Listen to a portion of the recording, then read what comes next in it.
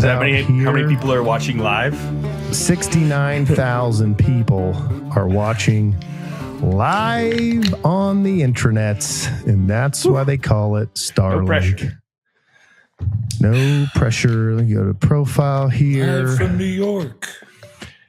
Oh, man, that was a funny episode last weekend. If you're already tuned in, I see there's a lot tuned in. Just give us a second. We're almost ready. And now we are ready.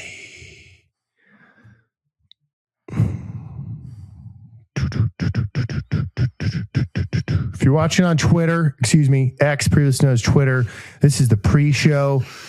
Very few people see the pre-show. It's usually me, Trey, and Jeff. Very few people see the post-show, but now the pre-show is available to you live every week on X. That's how we've always done it. Yeah. We've never not done it that way. That's true. It's what we do. It's what we do. All right. Props are ready. Trey's ready. Jeff's ready. We're recording. We're live. All right. And welcome back to episode 100. 100. Ooh, wow. That's right. 100. We don't say 100. That would be a bingo. If you don't know what bingo means, you're not listening to the show. You're not doing your due diligence. This is episode 100. Okay. When you get to the hundreds, you say the numbers out. When you're not at 100, you would say niner, 10, 15. And we have said numbers for a long time. There was episode 001, 002. There was episode 069. There was episode 075. You're supposed to say nice there. But we are on episode 100 of the Okay podcast powered by the Strength Co. I'm your host, Grant Broggi. Today's date is Tuesday, March the 10th in the year of our Lord, 2026. The price of Bitcoin is currently $69,809.71. We're doing just fine. If you're worried about the future, watch the futures of oil. That's where the interesting stuff is. There's some landman in Texas right now who's probably really happy watching oil just pump. There's probably a landman in the Middle East too, who might have different opinions. But oil's crazy. Bitcoin's doing just fine. I hope you bought the dip. Don't you worry about Bitcoin. You remember 100 episodes ago, Bitcoin was at 41,000. Now we're at 69,000. Nice. Kind of fitting. As I said, we're recording live from Costa Mesa, California. I am in Costa Mesa, California. For those that are still confused and call and ask if you can get coached in Greenville or Okinawa, Japan or Australia, my butt is in Southern California. It's 75 degrees and gas is $5 a gallon. Don't come here, okay? It's terrible. Stay in Texas looking at steers and enjoying the heat, all right? That's where you belong. We have a lot to talk about. It's a special episode. It's episode 100. As I've said, in studio, I have Mr. Jeff Buege, Biggie for you non-French types. He's currently not in a drilling status. He's a major of Marines. He's a battery commander. Not all of us can say that for much longer. He's a battery commander of Nacho Battery 514 up in Seal Beach. But he comes to us tonight from the greater Salt Lake City area. Also on the line is Robert Tres Gottlich III. Trace. Try to teach Siri to call Tres. Good luck. His name is Trey, but in Texas, they spell that Tres. And he is joining us from... It's your favorite city? Eden, Texas. There's probably an Eden. I know it exists because I had a Texan call me wanting to buy plates. He said, hey, is this Grant? I said, last I checked. Outside of College Station. I was going to order some plates. I said, okay. Have you been to the website? Yeah, I don't do websites. Okay, well, I'm driving right now. Can I, let me put, well, no, I'm about to go to the Sam's Club. Let me go to the Sam's Club quick. And I'm going with my wife. We got to pick up some milk. And when I come back from Sam's Club, I'll call you, and then I'll place my order then. Okay? Okay, sir. Yeah, no problem. Yeah, I'll call back. Don't worry. I run a ranch, and I know when you feel like you got a big sale coming and they don't come through, I'm going to come through. I'm just going to call you back after I go to Sam's Club in about 45 minutes or so, and I'll call you back. Okay, sir. Thanks. Ring, ring, ring. That's a warning order is what we call that. Warning order. Warning order. Grant misses it. I call back. Hello? Yeah, I'm looking for Bob. Okay, hang on. Let me see if I can get him. The phone don't reach that far. Hang on a second. Phone gets put down in the corner. Oh, hey, I called back and it took me about 50 minutes. There's a lot of stuff, a lot of free samples at Sam's Club. Anyway, I'm ready to place some order for some weights. By the way, I was Googling you. I see your daddy's a preacher. Yeah, he is. Oh, man, I'm going to have to check that out. Lord willing, God gives me another day. Anyway, I appreciate what you do. Thank you for your service, by the way. Appreciate that. Yeah, no problem. By chance, you an Aggie fan? Oh, yeah. Both my boys went there. Real good boys, too. And I say they didn't go into the service or nothing. They just did the Corps of Cadets, and that really just set them up for life. You know what I mean? And they got a lot of good friends out of there. And, yeah, they like being fish. It was a tough time. I mean, that's rough. Their freshman year sounded rough. But I said, you know what? It ain't as rough as running a ranch, is it, boys? And but they do business stuff now, in the family business. But, yeah, my neighbor told me about your plates. He said, y'all make the best plates. And I said, well, isn't he in California? And he said, well, yeah, but they make him in Wisconsin. And I said, well, that's just about as bad, ain't it? And, but anyhow, yeah, I'm looking forward to him. And, hey, you want my credit card number? You need like mother's maiden name, social, anything? No, sir. Just your credit card number. Okay. Yeah. Appreciate you, man. Bye. You're not going to give out his credit card number on that's part of that. That's where Trey's broadcasting from. Yeah. I love it. From Eden, Texas. Eden, Texas. Anyway, salt of the earth. The topic from a few weeks back of Texas Rancher. Yeah. That was it. I might have messed it up. If that guy's listening to the podcast, there seems to be more and more people listening to the podcast. If that guy's listening to the podcast right now, I may have butchered that a little bit. My mother said I was a good embellisher. And so that's what I am. You're a talented storyteller. That's all that means. Yeah. No, that's Nolan Hickey. That is Nolan's the best. Guest. Nolan's the best. Yeah. Before I kick it over to 3, looks like I got some outlying stations ready to come in. I'm going to start letting the outlying stations in. Outlying stations are in. We've just done the preamble. We know that Trey's in Texas, Jeff's in Greater Salt Lake City. The price of Bitcoin 69,000. This is episode 100. We are excited to be here, and with that, I'll turn it over to the 3. Okay, quick staff brief here. We got a lot of things to do and a short time to get there. So we're going to kick it over to the 1. What do you got for us? Per stats, how we looking? Are the numbers bumping? That's you, Trey. Oh, is it? It's still me, even with all these people in? Okay. Yeah, that's you. Sir, yeah, as far as the numbers have been bumping, still bumping. Nothing for the group, really. Good brief. Great. Yeah, short and sweet. Trash Chicks here. Just want to say thanks for what you do, One Shop. I know y'all are you're overworked, underpaid, and underappreciated, but I appreciate you. You tell Lance Corporal Featherweather. I ran into him in the gym last week. He's a motivator. You tell him Trash Chicks appreciates what he does. Okay. Oh yes, sir. Okay, moving along. S2 Intel. What do we got? Anything going on in the world anywhere? That's you, PJ. This is where you talk about the Jews. Okay. Yeah, that's me. Anything going on in the world? Not a lot going on in the world. Really kind of a boring time. Right, obviously. Really. I scroll my X feed and I just see pictures of little bunny rabbits and cute animals, and it's kind of boring. Other than that, I do have a couple charts that I prepared. Oh, wow. Let's see if I can share my screen really quick. I got recent intel on the amount of real quick, Trash Chicks here. Do we need to take our watches off? Just make sure there's no Bluetooth. Sorry, do we need to take our watches off? Make sure there's no Bluetooth. Are you about to share secret information or just just confidential? confidential? Well, it was supposed to be classified, but the classifier is actually on leave right now. So I think it's Okay. fine. That's not really how that works, but we get it, Deuce. You're fresh out of schoolhouse. Go ahead. Continue with the brief. Kind of believable. Yeah. So if you could see here, the chart's actually down to the left. Okay. And this is amount of trash, and this is time. So that's where we're tracking right now. It's Wait, so y-axis is trash?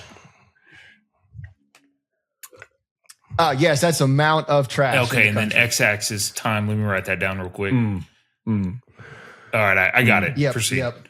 Hey, real quick, Deuce. I appreciate that. I heard you got the laminator running. Let's get these printed out next week and laminated for everybody. And this is the country. I'd also like to see the world, particularly the Middle East. We got a lot of business over there, so just expand, the web. See what you can do for us. And I want to inject for you, Deuce. When we laminate these, can we go ahead and make sure they get placed in front of every urinal in like a 5 mile radius? We want to make sure that every urinal has something that someone can read while they're peeing. Absolutely, sir. I will do that. Not sure if we need to add that to the toilets as well. And in Japan, if you're in Japan, they have those electronic toilets that do a lot of different stuff. I don't know if those count as well, but please just very well. know about Excellent. that. Excellent. Okay. Great. You have 100 outline stations? Real quick, PJ, I know you're new to the battalion. I know you were here previously and you're back, but when you're done briefing, you say nothing further for the group. Nothing further. Okay. Now I know there's nothing further. Okay. But for operations, right? Hey, we're nested with what Intel is pushing, right? They push us to then drive operations, and logistics then supports those operations. And so we're operating with the Intel, and then we're using the logistics to then funnel that operation forward. We're driving forward as a team, one fight. We're all on the same, real quick here, same steps, the same beat of music.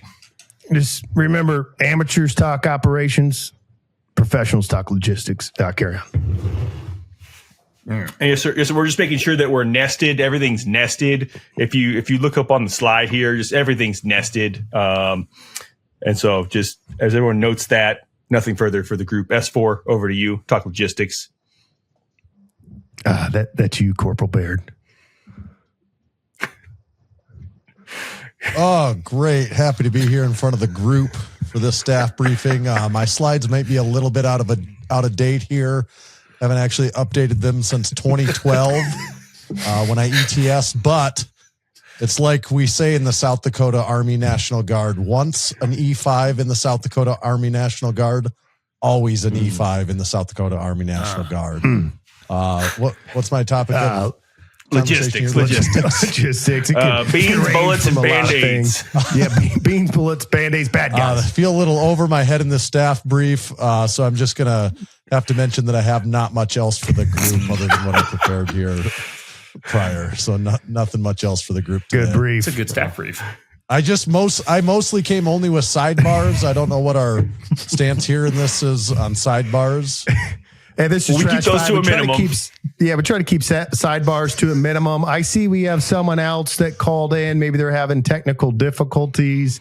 Do they need, King, do you need comm support over there? No, just civilian checking in here. Don't know how I made it into the staff briefing, but appreciate the invite. Real quick, Trash Six here. We do things by warfighting function. We just left the 4. We'll get to the casualties. The 3, keep driving. Your show, Iron Major. Yeah, very well. Yes, sir. Okay, push it along. Medical, dental. Do we have any updates on our readiness? That's you, Connor. That's basically a civilian. Yeah, check it in here. I'll cover the dental. Make sure you guys are checking in, getting your 2 times a year visit. We're booked up now, so we don't really have any oncoming availability, but brush your teeth twice a day and you're good.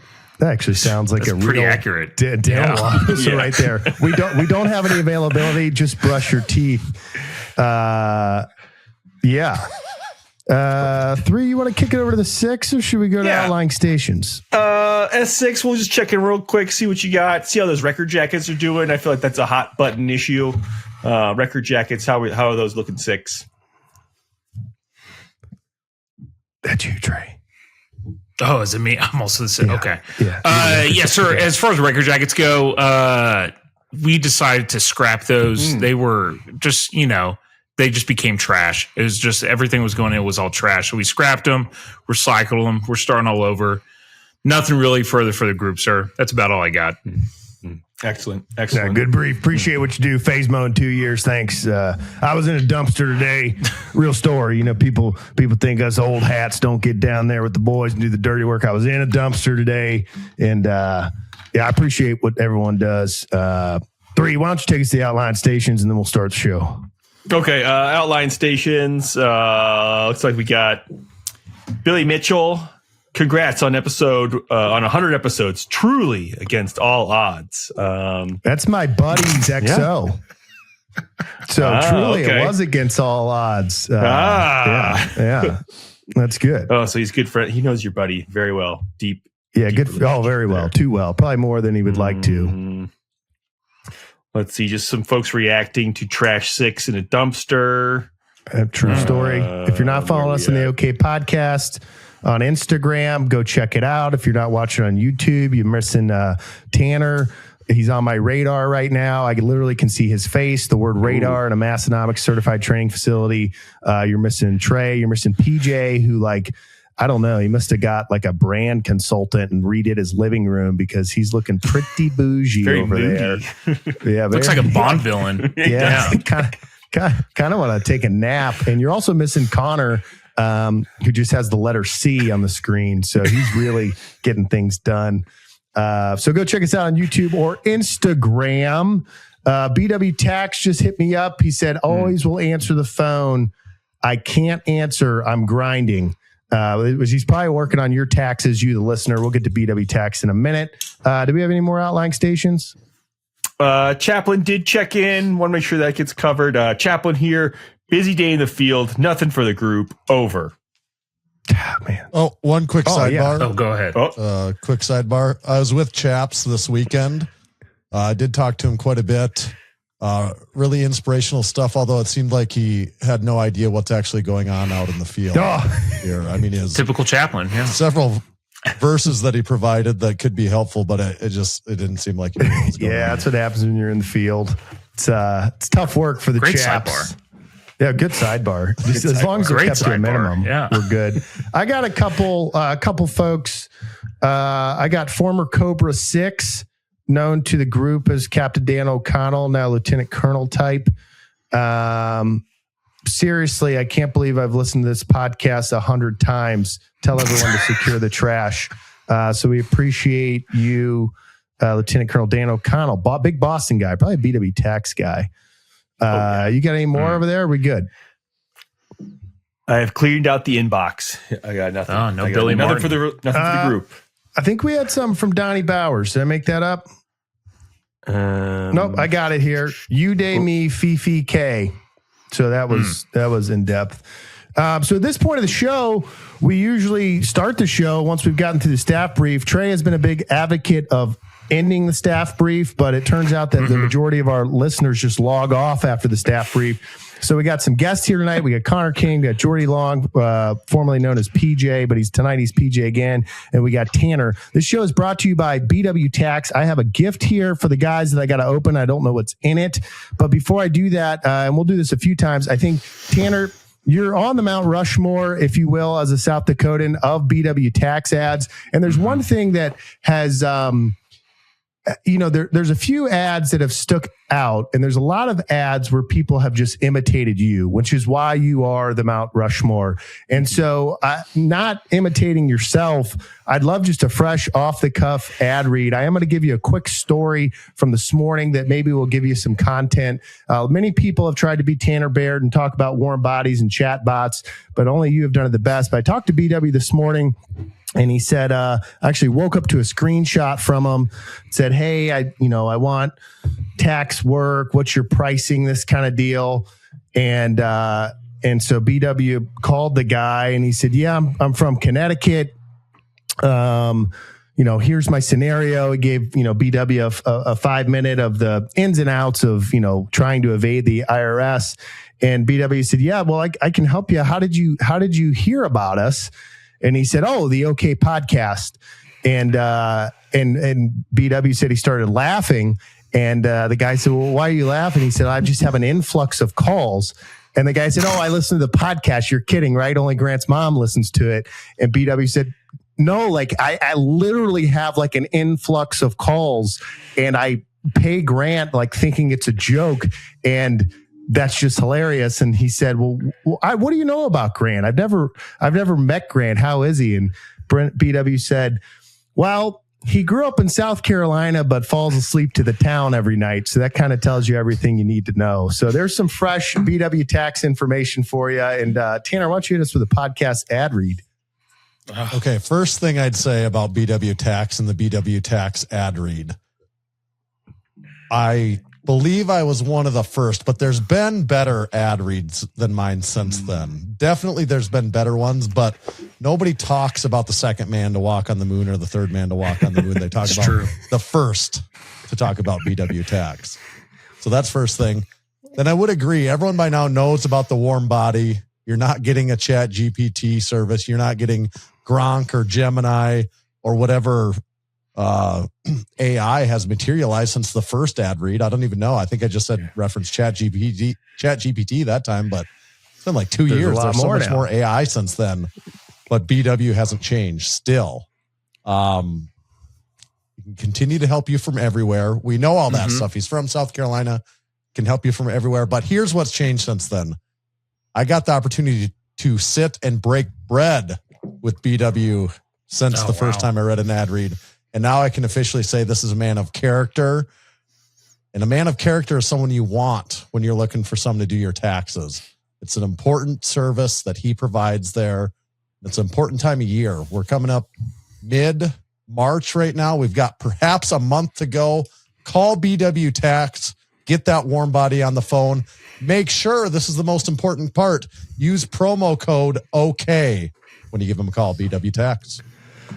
Yeah, great ad read. Thank you, everyone, for slow clapping. I gave Tanner, I asked him to come on tonight, and I sent him a little screenshot.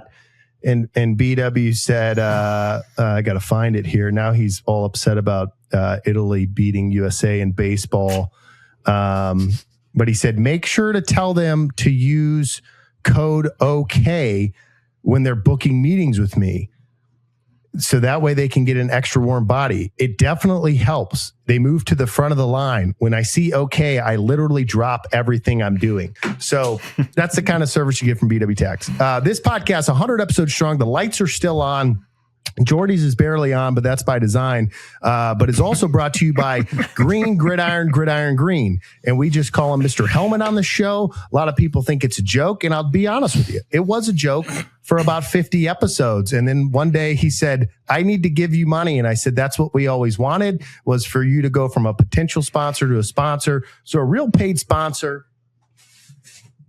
And I got a big box from him right here. And PJ, we got to talk later. I'm a little ticked. My camera's still not working. I got 2 HDMI to mini HDMI cables. But before I open this box, Connor, you're a football guy, former football coach. Why don't you tell everyone about Mr. Helmet? Connor, that's you, Connor. He just logged off. Wow, he's gone. That's it. PJ, why don't you tell everyone about Mr. Helmet? Mr. Helmet, really the best helmet maker in the game, if I'm honest. I was looking for some helmets the other day. I fell down, hit my head, and I thought, wow, I could use a helmet right now. If only I had a helmet. If only there was a guy who was known for making helmets. But anyway, Mr. Helmet, Green Gridiron Green. Go get your favorite helmet. Any of your favorite team's logos on there, with a visor, without a visor, whatever you want. Everyone knows that you get a visor for your real friends. You're just acquaintances. You get one without the visor. and that's just the rule. So it's what we've always said. Green Mr. Helmet. Pretty good. You click the link in the show notes. Let's see what he gave us here. He gave me, I'm guessing these are for me, Gamecock stickers, worst men's sports teams combined between baseball, football, and basketball and all the SEC. So I will wear that with pride. And then we got 3 helmets here.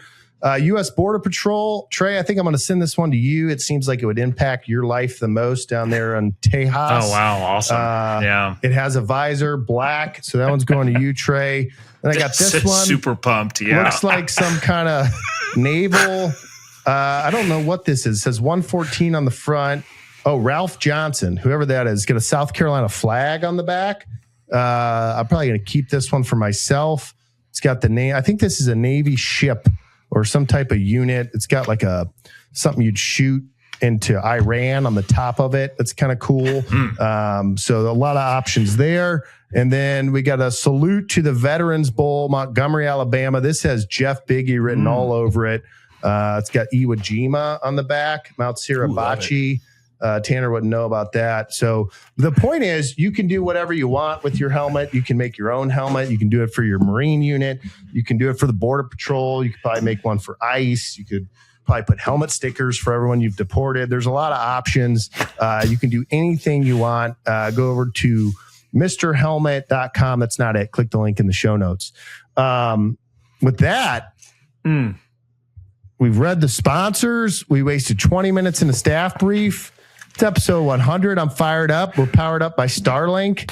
What's on the slide deck, Jeff? I feel like we need to catch up with PJ. I also need to throw a disclaimer to Tanner. You can stay for the duration of the show, but as a guy that just sat on a 3-hour confirmation brief yesterday, people just log in and out whenever they want. So like the world is your oyster. But I probably won't stay for the entire thing because I got to have something to listen to on Friday. Yeah. But I would just say great job on episode 100. In South Dakota, we just call that an episode, but I suppose here we'll call it episode 100. So congratulations on that. One point of clarification I want to make. It's a naming convention with all 3 of the hosts here. I've become thoroughly confused over the years. I don't know when Grant is joking and when he's being serious anymore. Jeff, I actually don't know what your last name is. So, have you ever? I don't know. Can we reveal? I don't know. Is maybe. it Biggie? It is Biggie. Okay. It is. Right. It is. Yes. Okay. That was my biggest burning question. Trey, I was just, my name question for you would be, who gets an S and who gets a Y? You know, I've seen Trey as Trey before, obviously. Yes, spelled correctly. Yeah. Okay. With an S is correct, though, you're saying. No, with an S is not correct. Yeah, no. So you're not claiming your own version. My parents misspelled it. Yeah, and then I just stuck. So okay, if you spell with a Y, it's correct. Yeah. Okay, but an S is not uncommon. It's not just special to you, or it is very. To you. Honestly, I don't know if I've ever met another Trey with an S. Okay, because I'm not. I've seen it enough times and heard it that I didn't know if that just is common. Or no, okay. Absolutely not. Yeah, no, not common at all. We're still trying to get Texans to read. Well, have you ever met a Trey that was funny? Yeah, Tray. That was good. And Grant, I guess it's Broggi, right? Do I say that correctly? Yeah, it's Broggi. It's the reason I do the back and forth is my grandfather had a good bit that when his dad came through Ellis Island and it was Broggi. And so that's what he would say. And then he opened up a optometry in Worcester. And he said, and all I had was Irish people and they couldn't figure it out. So I just changed it to Broggi so I would get more customers. And then the only reason I've belabored it is because the first time I was on Rip's podcast, he pontificated about my last name for at least 15 minutes and where the emphasis was and the syllable and kind of deal. And it was a good time. So yeah, it's Broggi, Biggie, and Trey, but Tress. Yes. Okay. We do that's have a all burning. I've been we do waiting 100 episodes to know the answers to that. Well, that's how that works. We do have a burning question for you. We're artillerymen. You seem like a target of opportunity. Won't take too much of your time, but everyone on this podcast right now, even when Connor here, has been to the Arnold. All of us, and we were unable to make it this year in body. We were there in iron. And I just like, if you have the time, I don't know, 3 to 5 minute recap. Yeah. I'm seeing on the internet that the Trin twins were nuts. I'm hearing from the Arnold people already trying to get me to buy for next year. That's the biggest show in 10 years. You're an old hat, as we say in South Carolina, Georgia, and Texas, and North Carolina for PJ. Give us the brass tacks. I know that the 21 beer salute happened with Huck Finn. I saw CT Fletcher was there. Give us a little recap on the Arnold. I'll give you my 3 to 5 minute version. I'll keep it as concise as I can. I've been there every year since 2017 that's existed. There took a hiatus in 2020 and 2021 with everything that was going on. But to say it's the biggest in 10 years, I think is not true. 2019 was larger. Okay. 2018 was probably larger. 2019 was definitely larger. It is the biggest one since they came back in 2022. It was bigger than last year. There was more people than I've seen there for quite a while. Saturday afternoon was pretty crazy. Also, Tommy and I remarked this year for the first time, I don't know if we aged 10 years in 1 year or what, if I just now became aware of it, but we got really old all of a sudden. It just hit us this year where I'm like, when did we get so old here? Like when we started coming, we were noticeably not. And now we noticeably are. I mean, I feel like the average age there was 20. Okay. Really? Wow. I don't know. The young you California guy, you'll know this. Young LA booth is insane. In South California, we just call that Young La. Yes, Young La. That booth, I heard estimates. I mean, there was Lamborghinis up in the air, and like it was the size of a couple football fields, like 3 foot. I don't know how much I'm exaggerating or how much, but I heard estimates that they spent multiple millions of dollars on this setup. And I actually kind of believe it. And that whole 1/3 of the place is just absolutely packed with like young people. And it is crazy. I can't believe it. And I do not want to be around that. The rest of it's pretty good. Still. Was that the Trin twins? Were they at Young LA? If they were there, that's where they were at 100%. I don't know. I didn't run into them. It was crazy. A lot of the booths that I've enjoyed being there with over the last several years aren't there as booths anymore. There's not very many small booths like ours. Yours wasn't particularly small, but obviously I'd like a lot of the people that I kind of have gotten used to going there as fellow booth mates over the last few years don't have booths anymore. They're mostly just like mega booths of really big supplement companies or like these Young LA that I'm talking about, or I don't even know what they all are, Red Bull, of course, that sort of thing. There's just not that many smaller booths anymore. Ton of people though. I have every reason to believe it wouldn't be any smaller next year too. It'll probably get bigger even yet. They just announced today, this is insane, they're adding another day. I saw that. Yeah. It's going to, and as someone that would potentially have a booth, that makes me really not want to have a booth because I couldn't do another day of that. That's exactly, actually the reason Connor popped on the show for a bit, because he texted me and said, wow, another day of the Arnold. Can you imagine setting up Wednesday, which means you have to get there Tuesday? And I was like, I can't even think about that right now. You want to pop on the podcast for 3 minutes later and send him the link? But sounds crazy. Yeah, that's insane. There was a few equipment companies there and I wanted to check out their stuff, and there was just so many people around. I couldn't even get to things I was curious about looking at. There was a lot of people there. I heard the bathrooms were pretty good this year. Yeah. The bathroom's pretty good. Brian Powers, who's Arnold's right-hand man, He confronted us about our bathroom propaganda last year. I've stayed in contact with him over this last year. We did have a few jokes about the Arnold bathrooms, and I hadn't heard much from him for 6-8 months, something like that. The second we posted an Arnold bathroom meme, he was there commenting on it. So I'm like, he's just been waiting and poised to see if we would spool up the propaganda machine again this year. So we're going to talk about something else. You know, we're going to hold you hostage here. Typical trash six, lieutenant colonel type. Everyone wants to leave the room. The lieutenant colonel can't read the room, so he keeps just asking questions.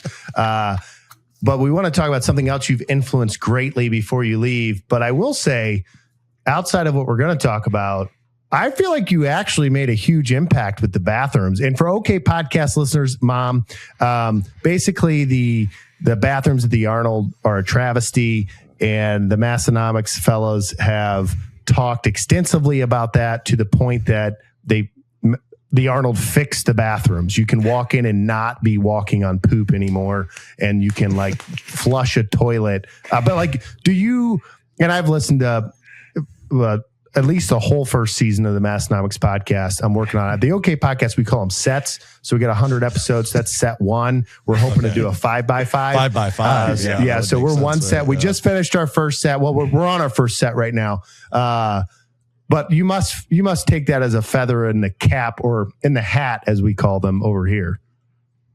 Yeah, there is. But there's also something about when something's gone, you miss it, even if it was bad.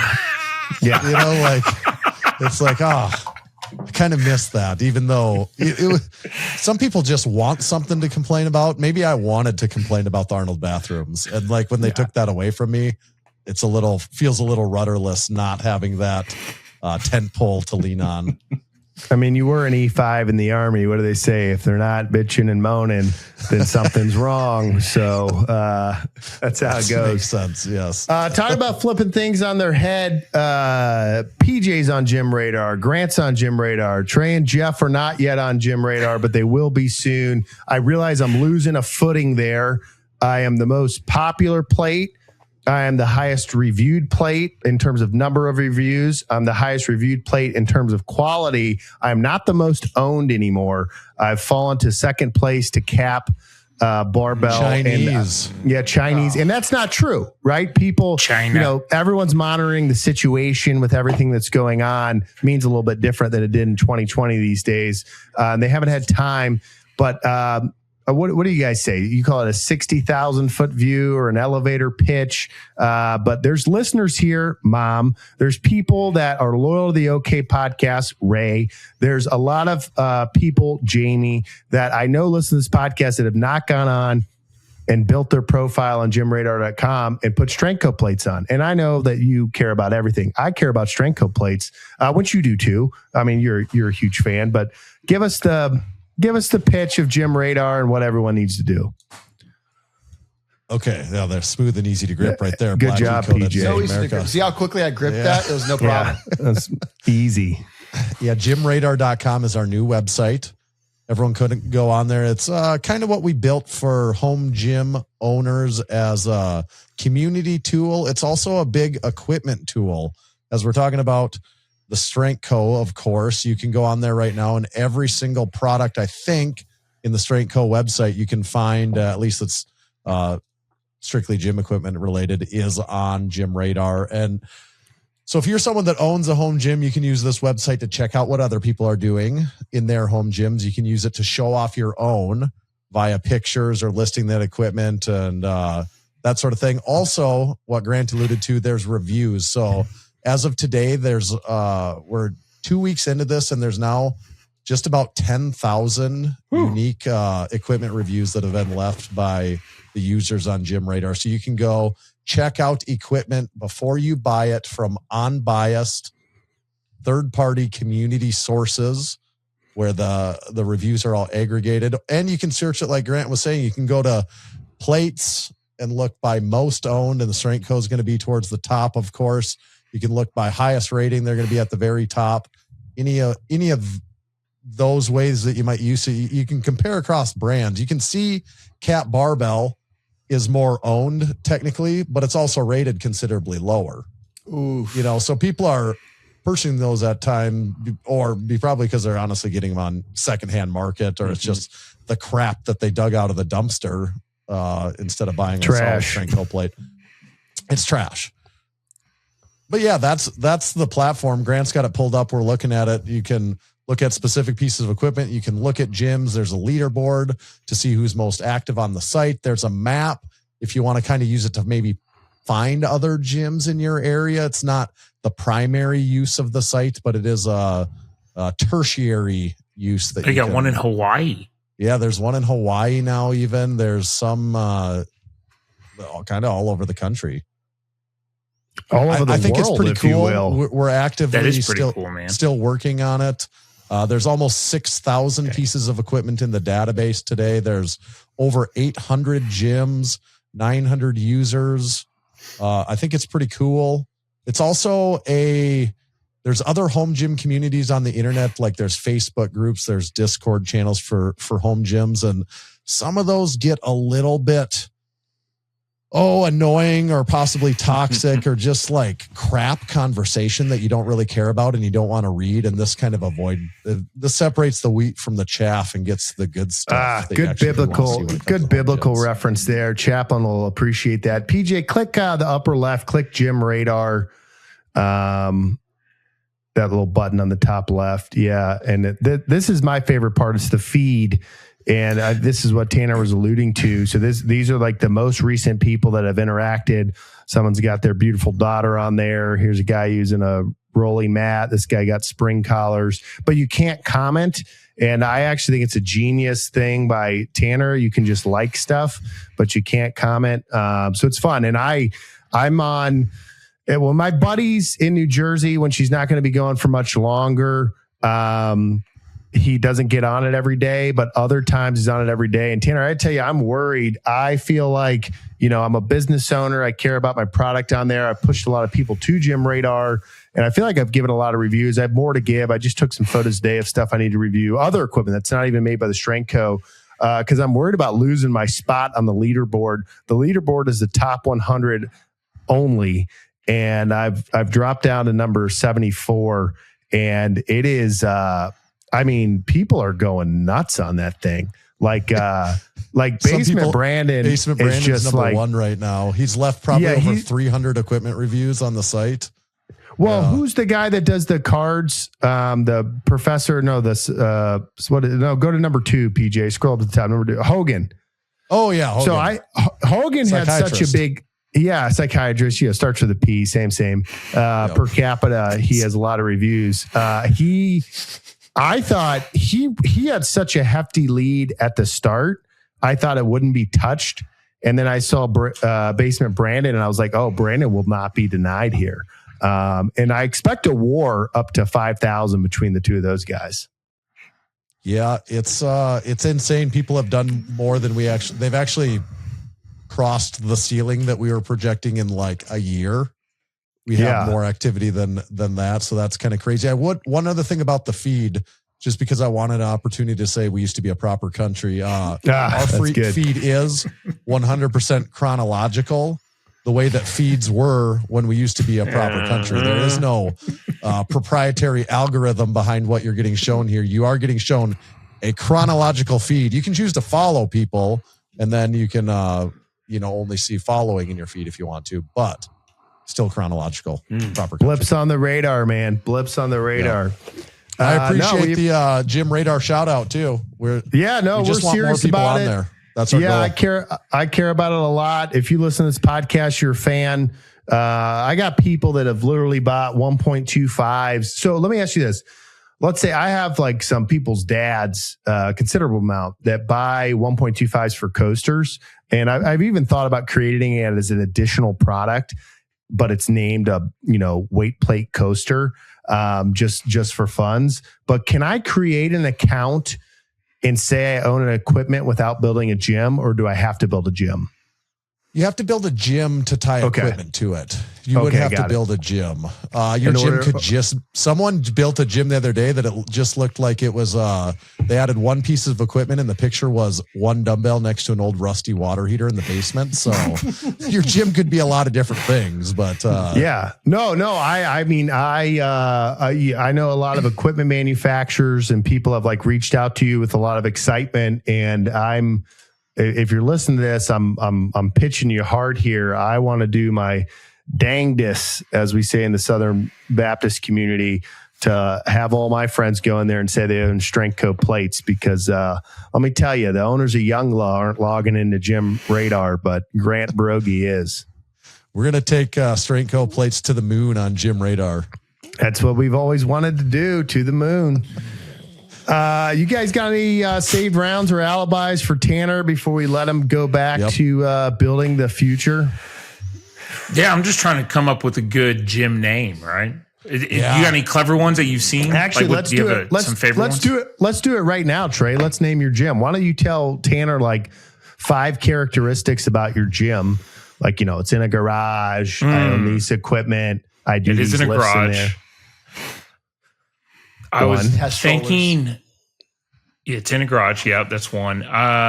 I was thinking of a play off my name. So I was thinking like Tres Amigos Gym. Yeah. I think play off your name is exactly what I was thinking already too. That's what I was going with that. It's very heavy Strength Co. And there's also a ton of strollers in there too. Yeah. Strollers take up so much garage space. Dude, do you have a double stroller? Double strollers are insanely large, the amount of space they take up. And I feel like, because I think I have like 5 different strollers in there. Oh, yeah. I can't wait for the day that we get rid of all of our strollers. I'm going to when office space, when they like take the fax machine out back and give it the beat down. Beat it. We're going to set fire to all the strollers and be like, we can get another car in here now. Like we could set up a whole other gym. But yeah, I like that plan the name. Play on that. Or I was thinking, since I sell hoses, and I know y'all are big on hoses over there, I'm kind of working off that too.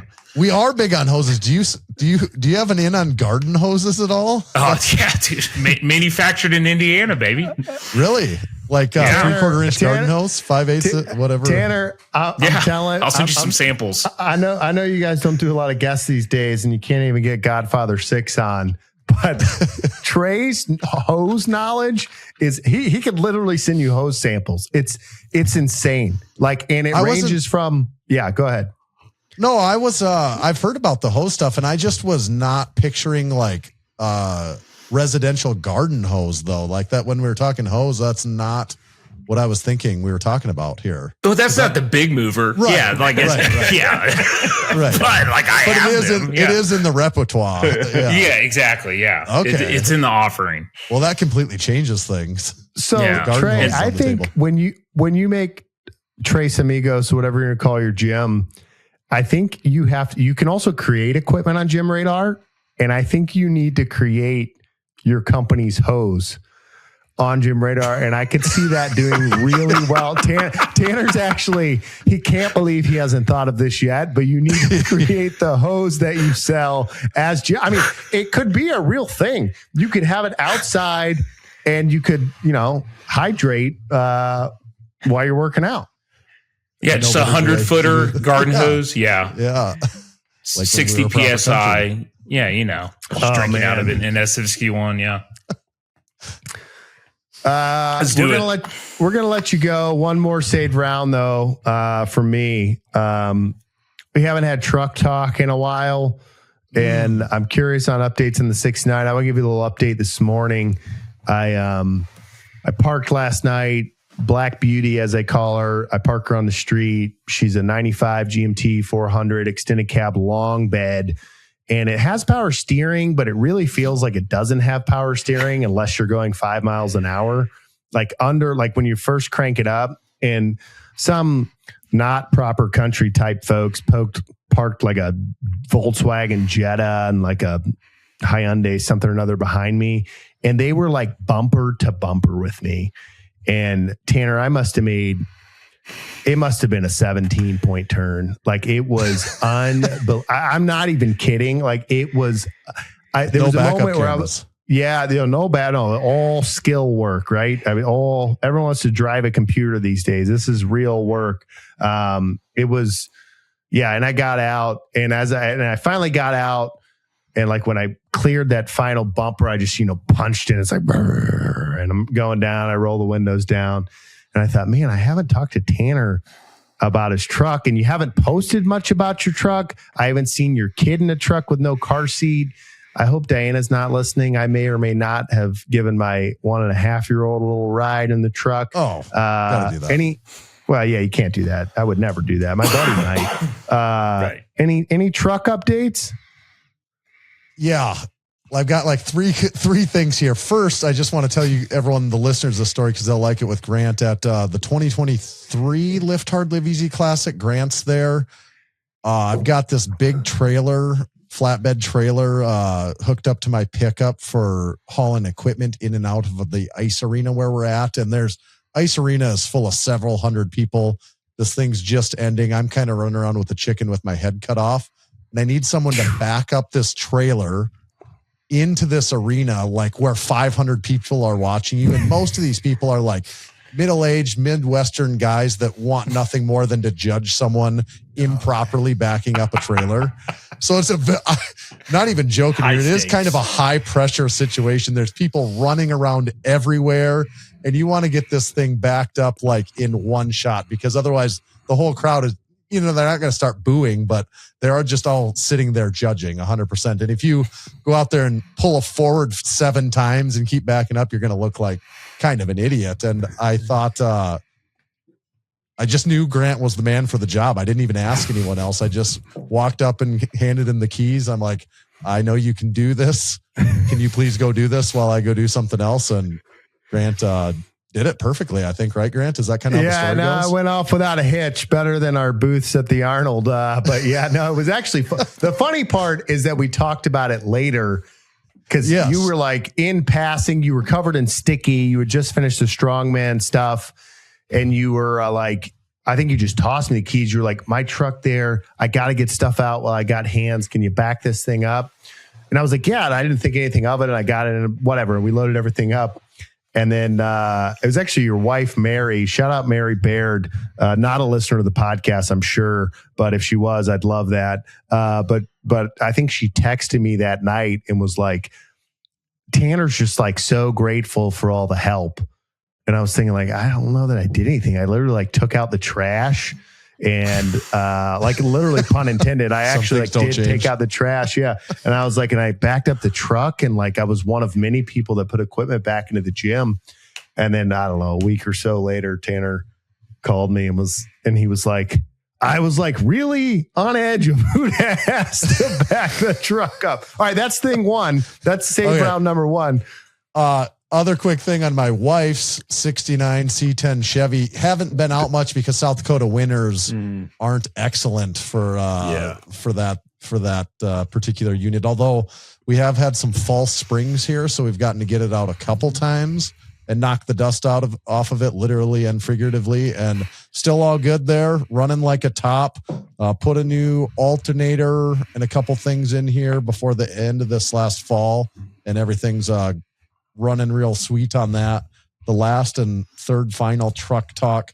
I was just thinking the other day, my daily driver now, what I consider my new pickup, is now a 2013, which is 13 years old. And I'm like, when do I get to consider this also to be like, it's no longer new, obviously, but so my daily driver, as long as we're doing truck talk, is an extended cab because we used to be a proper country, 2013 Ford F-150, the last year of the fully steel body Ford F-150. Nice. And it has the 5.0 V8 Coyote engine in it, which is one of the most reliable modern V8s that you can find. I know this truck well. What color is it? It's red. Massonomics 4x4? Yep. 4x4 STX is what it is. So it has the matching color bumpers. I'm bragging about my 15-year-old pickup. Have I seen this truck, or is this the one you took to the Arnold a few years ago? Yeah, I took it to the Arnold a few years ago. Yeah. Okay, yeah, I know this truck. Yeah, I think it's you truck I backed it backed up. the trailer up with. Yeah, I think you've driven yeah. it. Yes. Okay. I thought you were saying you got something. Truck in question Okay. here. Okay. Oh, go ahead. You got anything else? No, nothing else to add for the group. That was good. Way to be on brand. I'll leave you with this, and I know it sounds silly because I've been on your podcast, and we obviously converse a good bit, but somehow this has turned into more people than my mother. And a lot of the folks are military types that care about trash and like staff briefs. And so there's actually a lot of people listening right now. And I say a lot very loosely, but there are people listening right now that actually have no idea who you are. So they're now acquainted with Gym Radar.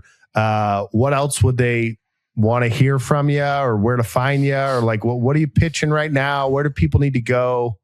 Yeah, if you're not a home gym owner, you probably don't care about Gym Radar. You can also find us at Massonomics. And you just Google Massonomics. So it's massonomics.com is our website. We sell a bunch of stuff like drinks, magnetic cup holders, and great on shirts forklifts. And, yep, perfect on forklifts. Would work on a Humvee or any of that stuff as well.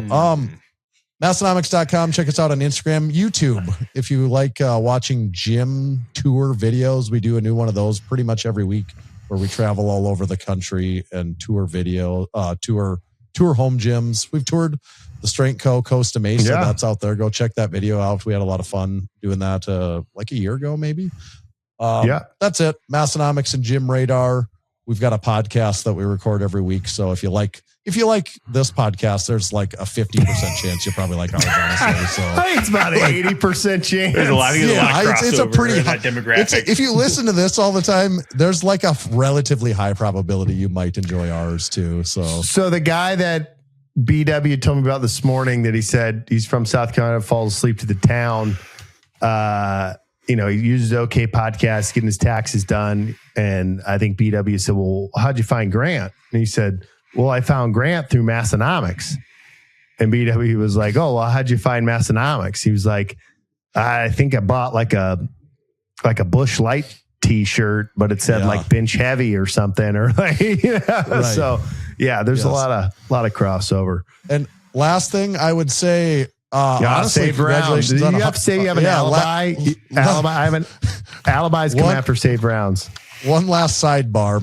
I kind of prefer a sidebar. Great job on 100 episodes. That isn't a small feat. There's statistics out there about podcasts making it to so many episodes, that sort of thing. And I'm sure 100 episodes is like less than 1% probability for podcasts to ever make it that far. So it is pretty cool. And there's a bunch of people listening.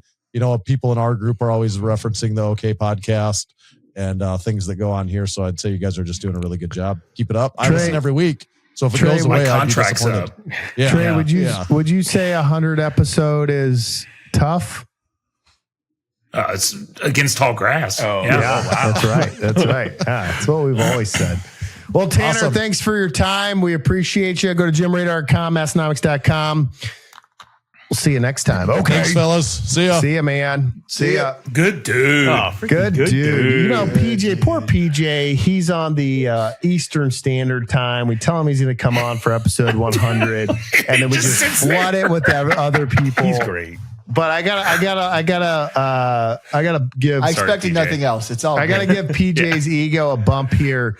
If you've listened to 100 episodes, or if you've listened to 50 of 100, but if you've liked it and if you've appreciated that it comes out on time, I think we've been on time. I'm not even trying to be funny here. 98 times out of 100 we've posted on time. I was going to say 98. It's got to be close. Yeah. Right. So that is PJ. PJ does that for us. It wouldn't be possible without PJ. PJ is like an encouragement to do it. Got me the equipment. Anything that I know about podcasting, I learned from PJ. He has a business where he produces for people much more important than me, but he still works with me, and I appreciate that. But PJ, you're here now. The slide deck's just going to get burnt. We're not even going to read the slide deck. First things first, when was the last time you weighed in? What'd you weigh? Last time I weighed in was last week. Technically the last time I stepped on a scale was for the video question I recorded. Well, that was 200. That was 200 pounds. That was 200. Yeah. But before that, I was actually 182. Okay. Which is about a week before that. And you've had some struggles as a dad lifting weights. Is that right? Well, yeah, I just call that being a dad personally, but yeah, yeah, I would say that lifting as a dad has been interesting. So, it's relatable to a lot of people here. You're going to it, and I was like, this is gonna be easy, no problem. I'm just gonna keep lifting. Like, what's the big deal? And then you face reality, and I lifted for the first little bit. Then I fell off the wagon. Got back on the wagon, decided to do some heavy presses, messed up my shoulder mysteriously. Had to rehab that, started back in the lifting game. And now I can honestly say in the last 3 weeks, I've squatted and deadlifted at least once during those weeks. So there you go. It's not incredible, nothing impressive to write home about, but squats and deadlifts are being done. Nice. That's what we like to hear.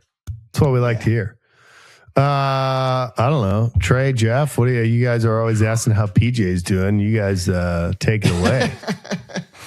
I'm chilling. Let's see. Trying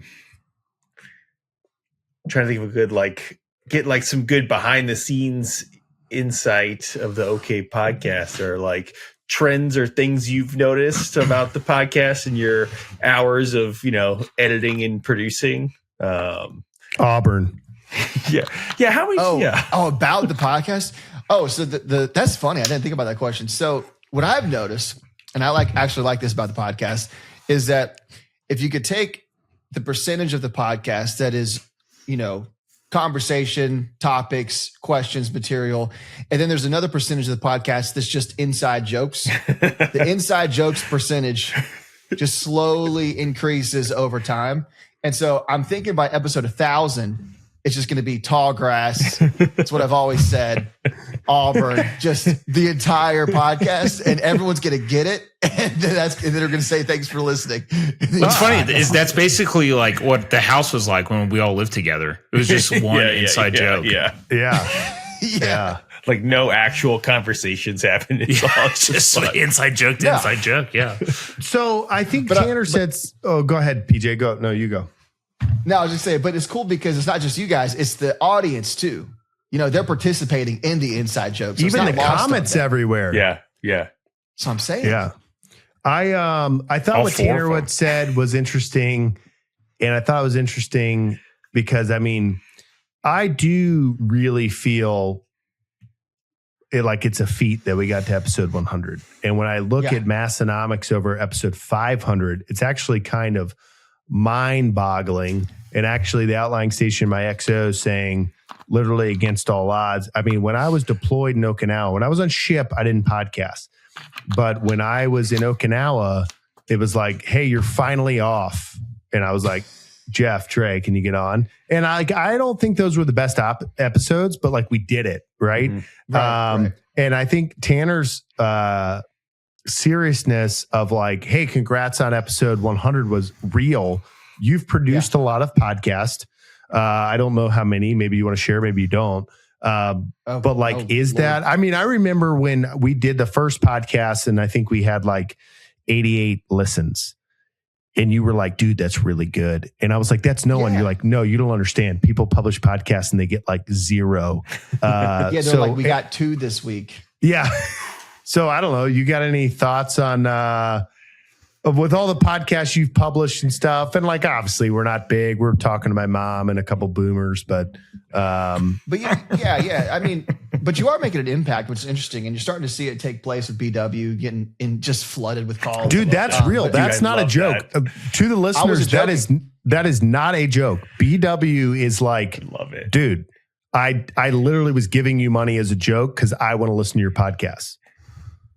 No joke. I can share this really quick. I'm just going to go ahead and actually show my tax returns for the last 2 years.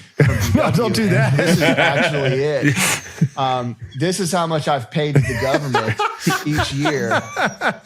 And as you can see from the chart, it just goes down and down. So BW knows what he's doing. He actually does do my taxes. Okay, but actually, in all seriousness, the analogy is to the gym. Right. It's the same thing. The real thing is consistency, and everyone quits after 10 episodes. and they're like, I don't really want to do it, which is why, I make videos, edit videos, produce things for a living. And I actually do maybe the worst thing that I could do as a businessman is like, hey, before you do this, strongly consider not doing this and just putting this aside, spending your time doing other things, and just never call me again. Like, I want you to really consider that, because you were signing up for the content treadmill that never ends. Now it can pay off, but you gotta grind for a long time, brother. So it's actually a really good feat hitting 100 episodes. A lot of the smaller clients that I've worked with do not hit 100. It's rare to hit 100. You're like in the top, I don't know, 10%. What do you usually see?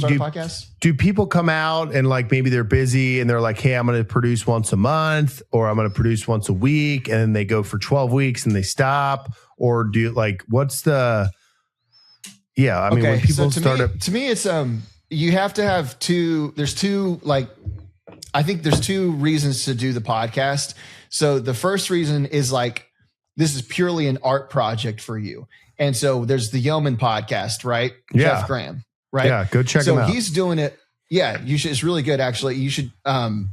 There's one way to do it where you're like, I want to start a podcast. I don't care if it comes out every week. I don't care if it comes out every 2 weeks or 2 days in a row. I just like doing this. And when I do one, I'm going to do one. And if you're truly like that, then that's going to work for you. Or you have to say, like, I'm committed to this. Maybe it's part of my business. Maybe I want to make it my business and I'm in it for the long haul.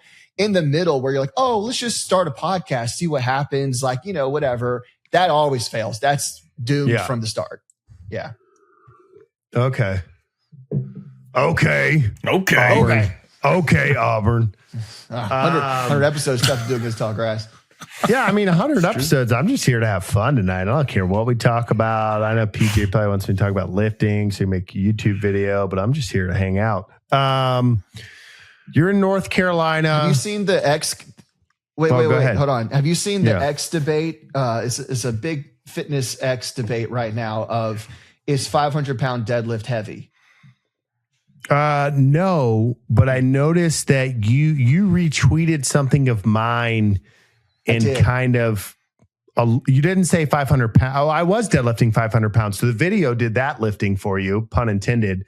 But you said something like, I don't know if this is heavy, but I know that it's hard. What did you say? Do you remember?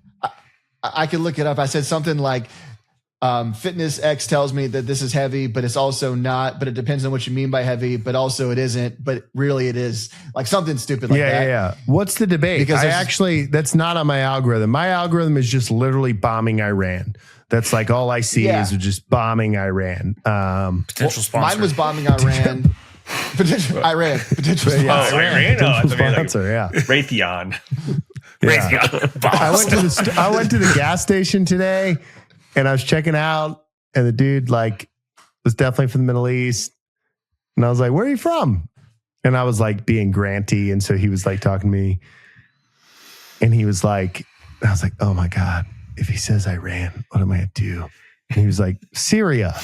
And I was like, you're like, only slightly better than Anyway, continue. Tell me about this 500X debate. Oh, people are like, people post like trolling comments, they'll post like the standards 1.0, the standards 2.0 for lifting, stuff like that. And then the people just comment like, well, 500 pounds, dude, that's not even heavy. Like you should be able to lift that. Like most men can hit the standards 2.0, just hit it. It's not heavy. And then other people are like, what are you talking about, brother? Like 500 pounds is a lot of pounds. Like that's not nothing. And they're like, well, walk into an average powerlifting gym, like that's like their second warm up or something like that. And so it's just this debate. It's like Schrodinger's deadlift. That's what they're calling it. Schrodinger's deadlift of like, yes, it's heavy. Also, it's not that impressive. Is that a like Lord of the Rings comment, Jeff? It is. Yeah. Okay. I figured it was. Yeah. Must be philosophy. Him and his cat, right? It's definitely not Southern Baptist. It's about a cat. I figured you would like it.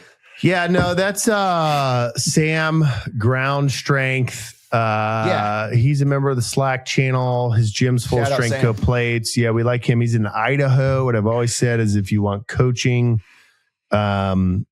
call Grant, but in all seriousness, if you call me and I think there's a competent coach in your area, I'm going to tell you to go see him. And Sam, Ground Zero Strength is out there, and he's the standards 1.0 and 2.0.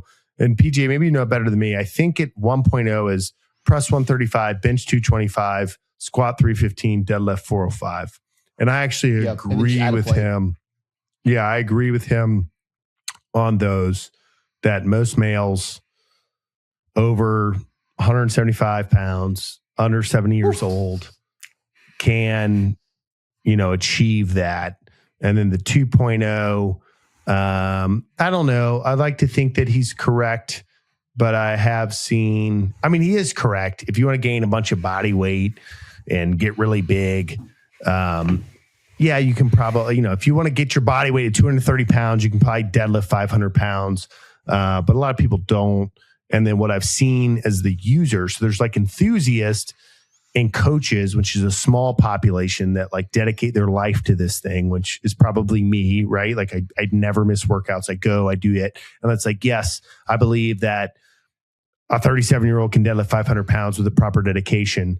But as I like zoom out and look at my online clients and my in the gym clients, it's like, well, it actually takes a lot of dedication to get to 500 pounds. Like I think PJ, you could deadlift 500 pounds. I also think your business would suffer, right? Because you would not be on a podcast at, almost 1 a.m. because, you'd be like, I'm worried about my recovery and all those sorts of things. So, right. But yeah. Okay.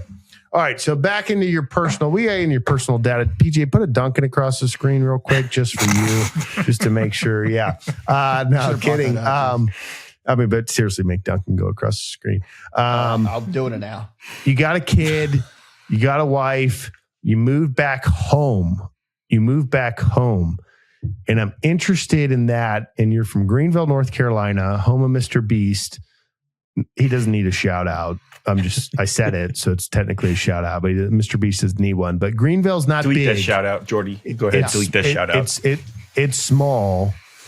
And, I've often said about my hometown, like I love Beaufort, South Carolina. I would love to go back there when I'm 70. I say that was a joke.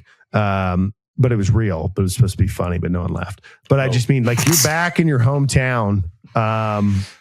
Like what's that been like? And I know all your work's remote and all that stuff, but like you literally like went back. Like, is it new dad? Like, how's it going? It's great. I'm home all the time anyway. So, it's kind of like you're home. If you're in your house, like it's kind of the same anywhere in a lot of ways, but there's a lot of, not so great things living in a small town too. Obviously there's not as much to do. There's not as good restaurants. Mr. Beast is blowing things up at his studio 10 minutes down the road, things like that. But I tell you the reason I did it. It's actually a serious reason. So I got married and I was trying to think about, hey, what's going to be the best setup for our marriage, all this stuff. At the time, like all the people we knew in Greenville, South Carolina were kind of like moving away anyway. And we were kind of going to be just hanging out there by ourselves. And luckily, because of what I do right now, it's, I could work remotely. It doesn't really matter where I'm at. Kind of like BW Tax, give them a call.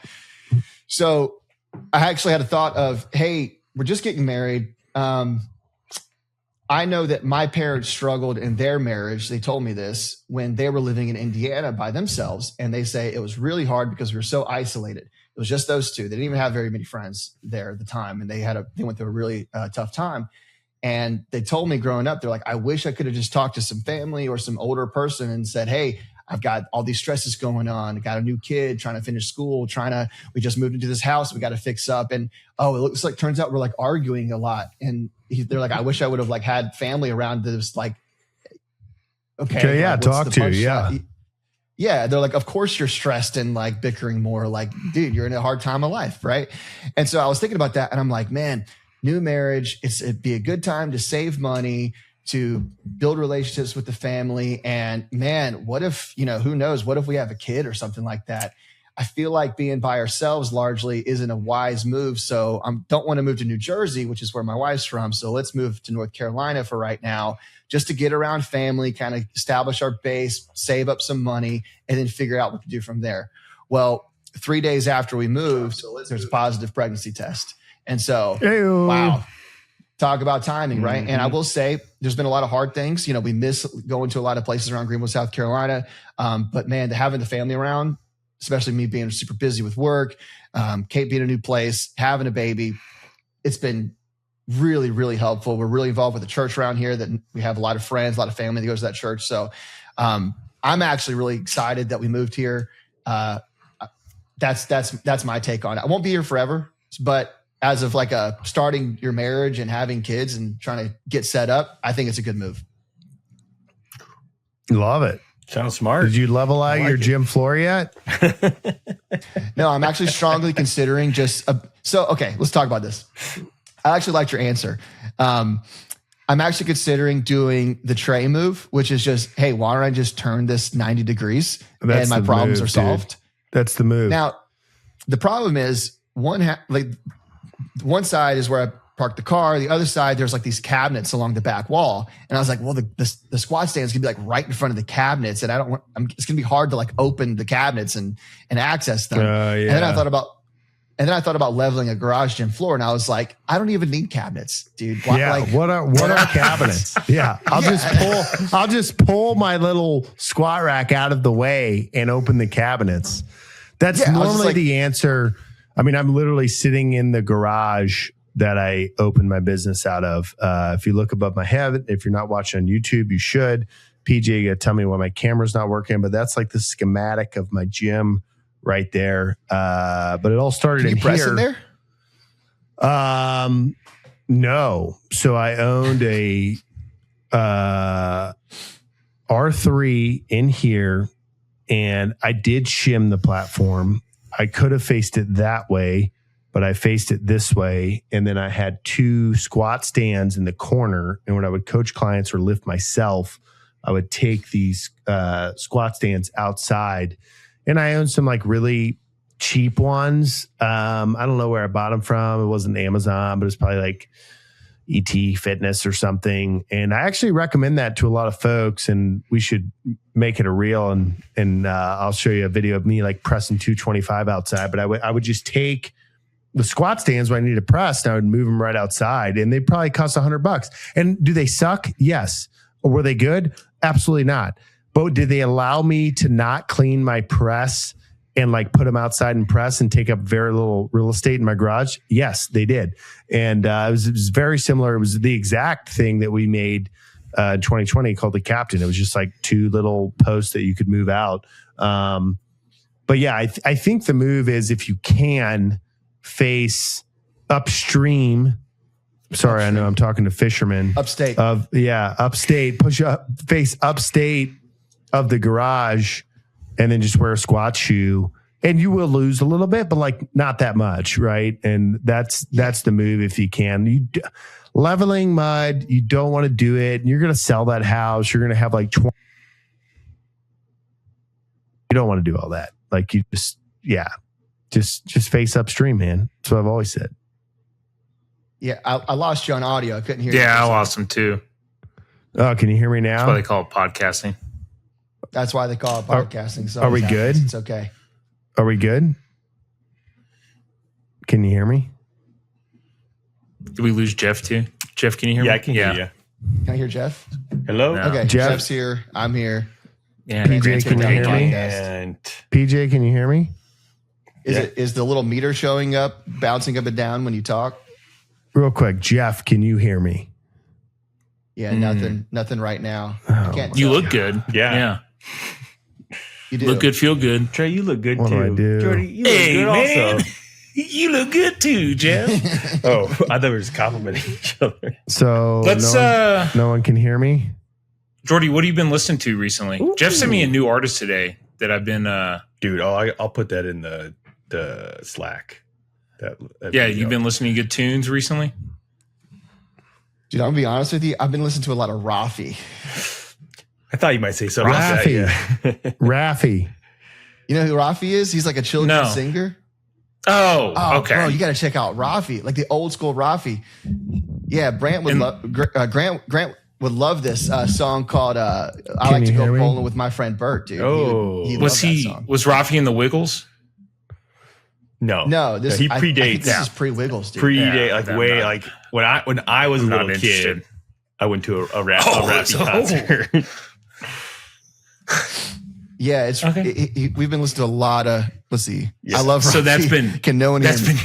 That's been your go-to. He's old school. Yeah.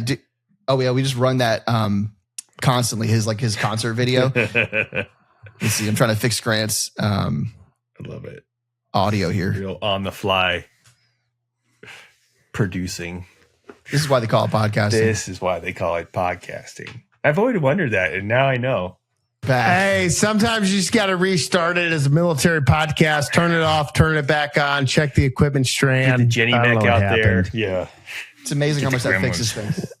It's crazy. I didn't know if it was like leave. Do you want to end it for everyone? I was like, no. This is episode 100, guys. If you're listening, if you're not watching on YouTube, you can see PJ in his that room. That is, I feel like my Ominous. lights are too Looks hot. great. I got helmets. You don't have any helmets. PJ, I got to send you a helmet, brother.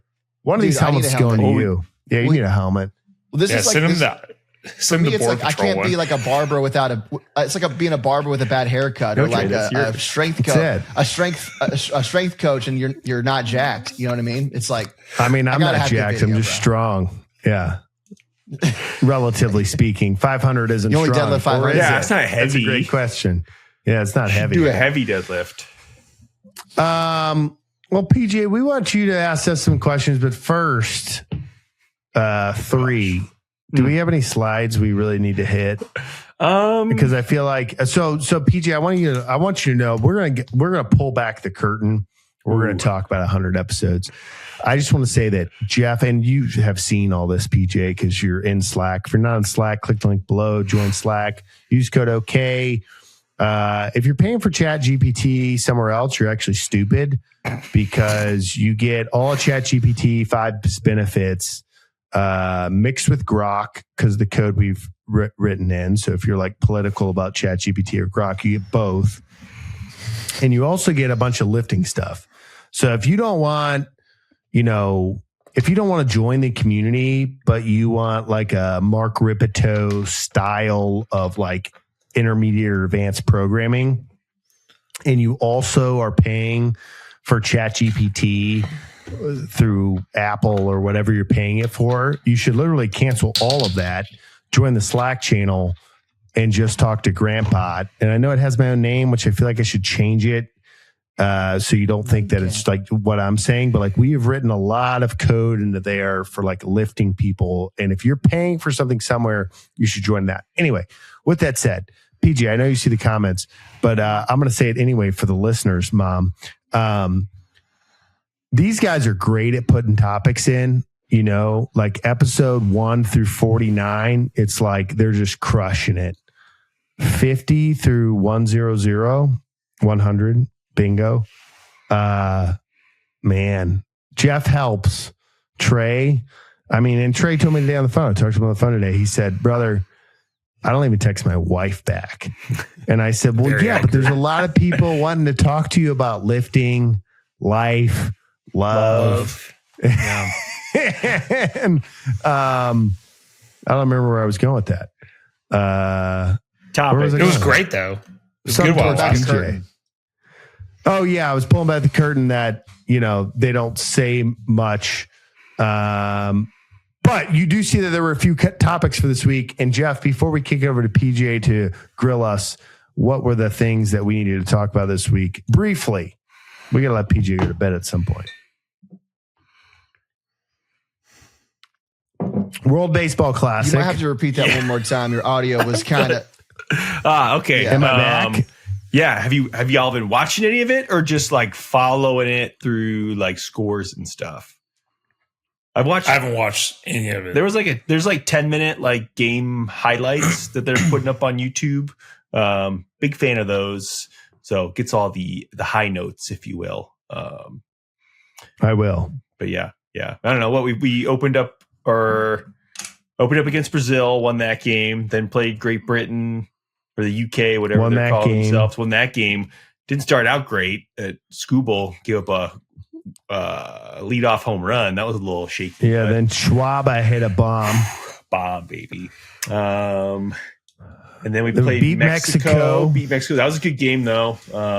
Good game. We let them hang around too long. Yeah. I guess we hadn't beat Mexico since the first World Baseball Classic. Like they've had our number there for a little bit. The rules are interesting in terms of nationality. Like, if I played baseball, I think I could get in saying I'm Mexican. Oh yeah, they'd be like, it's fast and loose. Mi amigo. I also think I could get in being Italy, and I think they beat the socks off us tonight. It was 5-0 last I saw. Did we lose? I'm looking at my text thread, and based off what I think we lost. Dang. How do you lose which to is Italy upsetting. in baseball?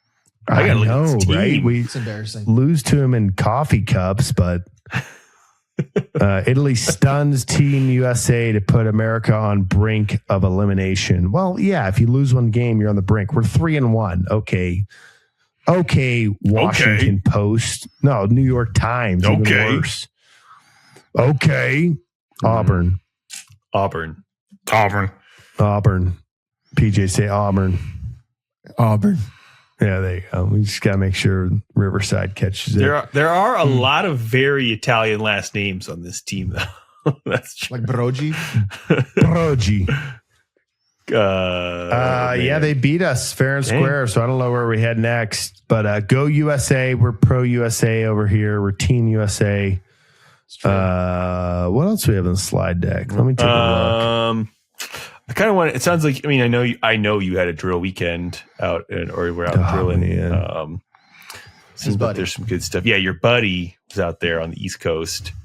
I did want to talk about the new Marine Corps height weight standard. Okay. I think this is beneficial. I think even PJ would find it interesting. So there's new height weight standard. So in the past, prior to being the Department of War, your height and weight was based off I think it was from like 1948, 1952, somewhere. It's really old. And it was like, if you were this many inches, you need to be this many pounds. So I am 73 inches in the Marine Corps, 6'1", and my max weight has always been 208. I think when I came in, I went to officer candidate school like 215, but I graduated underneath the 208 limits. And if you're under your max weight per your height, you're just good.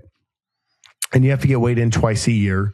This is before Department of War. This has been the Marine Corps. We've held standard since 1775. You got to weigh in twice a year.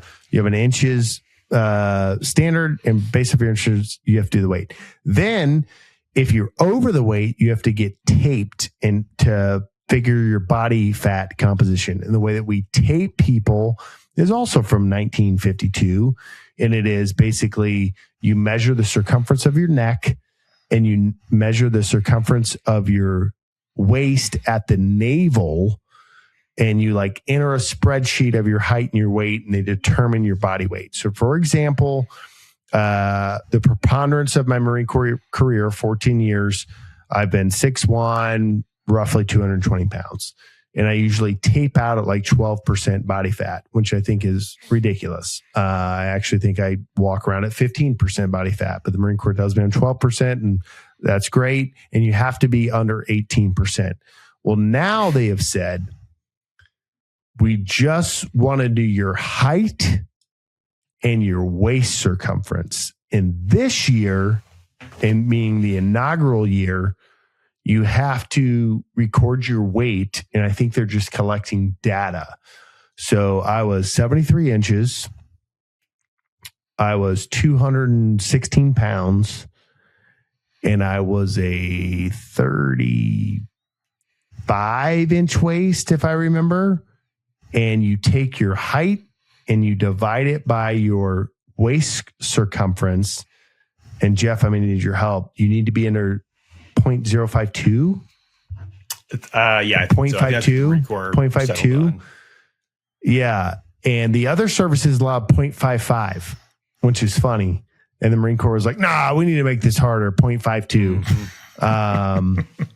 And so I passed. I think I was like 5'1" and some change.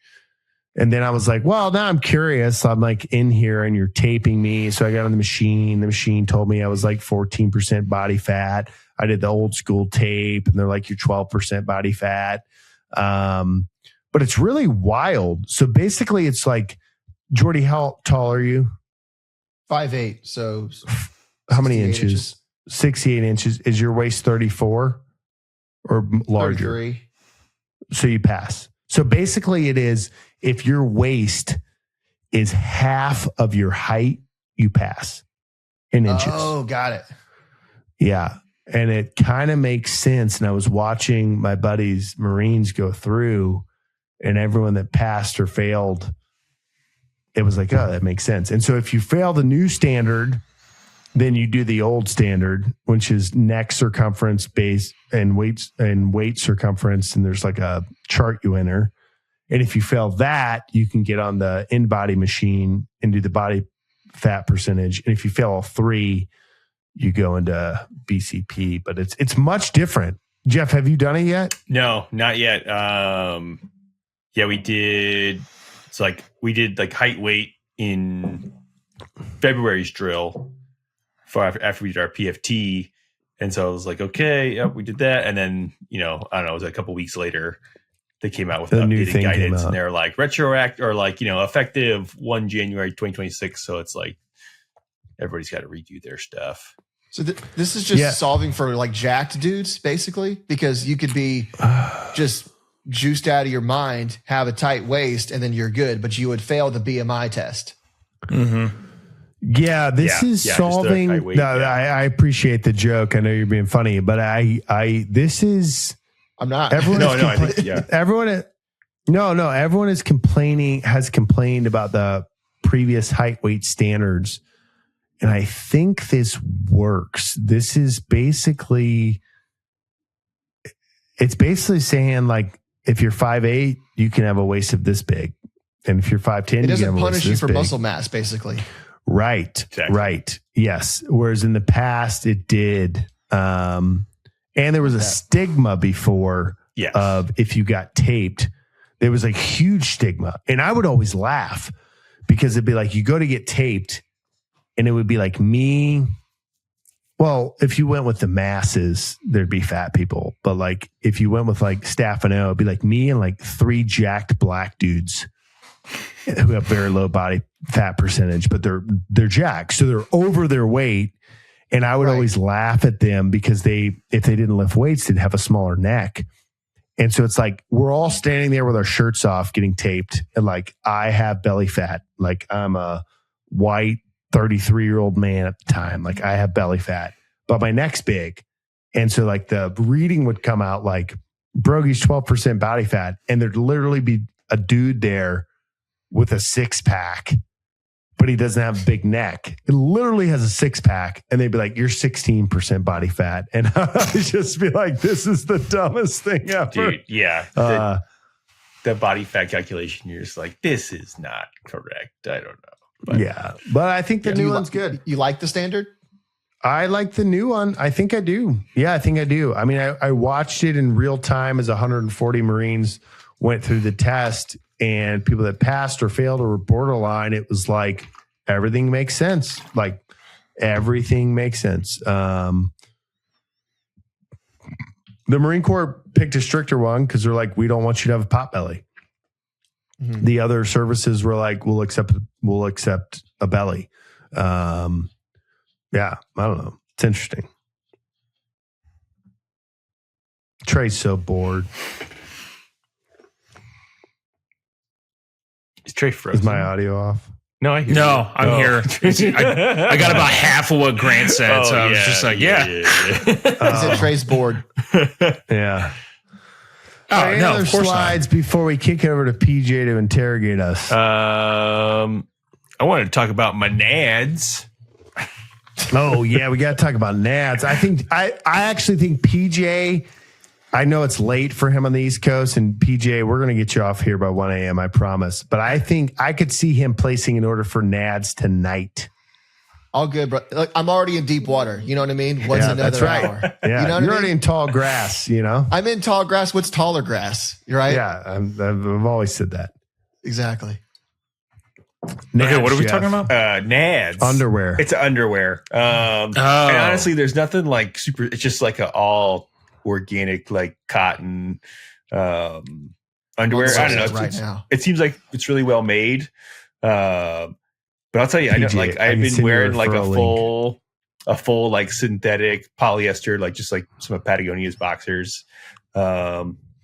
Just say it like regulates temperature a little bit better without getting too into detail. And so it's just, things stay a little more cool, I think, down there. Without talking about Adam and Eve. Exactly. Wait. I have to share this. Hold on. If you go to the website, the pop-up is hilarious. Hold on. Yeah, they like fully embrace it. On YouTube, go watch this on YouTube. It says, what do you care about supporting the most? Supporting low T, avoiding microplastics, fertility health, and skin sensitivity. It's great. They know It's a loaded question. So one extra 50% off. Use code OK. Okay. Yeah. Potential sponsor. Nads. Be typing that code in. Nothing's happening. Trey, why don't you tell the folks about the King's Cloth? Oh, so the King's Cloth. We'll you just don't let have them to in on market another. them, but just tell them what you thought it was, and then I'm going to end up telling you why you should switch to Nads.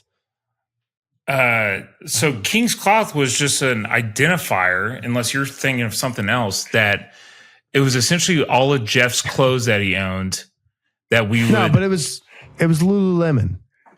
Well, that was one of them. I feel like there was multiple brands that we considered King's Cloth. I feel like Patagonia was in there. What kind of jeans were they at the time? Oh man, probably Patagonia. Okay, no, fair. Lucky so we're jeans? going to get off topic. I can't remember. Lucky jeans. Yeah, I thought King's Cloth was Lululemon, and I have been since we all lived together in the same house in 2014. I have been a Lululemon underwear subscriber. I'm not a fan of pants that aren't real. I'm not a fan. Dude, I'm wearing them right now. they're nice. Yeah. I was always a Lululemon underwear guy, and everything else Lululemon, like I'm actually not a fan. Like I don't want to wear a Lululemon t-shirt. Like I want to wear a cotton t-shirt. The Strength Co. Railcar jeans failed, but I still like the idea. But I've worn Lululemon underwear. And my wife was like, all your underwear have holes in it. I was like, good. I made it as a man. I've worn things too long. And she was like, microplastics. I'm like, oh my goodness, you sound like RFK, but whatever. And so she bought me like 8 pairs of Nads for Christmas. Literally, I'm like a living meme.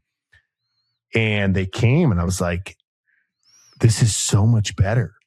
Like, it's so much better. What? They're great. Yeah, dude, no, I wish they would pay us for this. I wish they would listen to the podcast and make a commercial out of it, but they won't. But like, I got them, and Jordy, they're like all of the comfort you wanted from Lululemon, but they're cotton.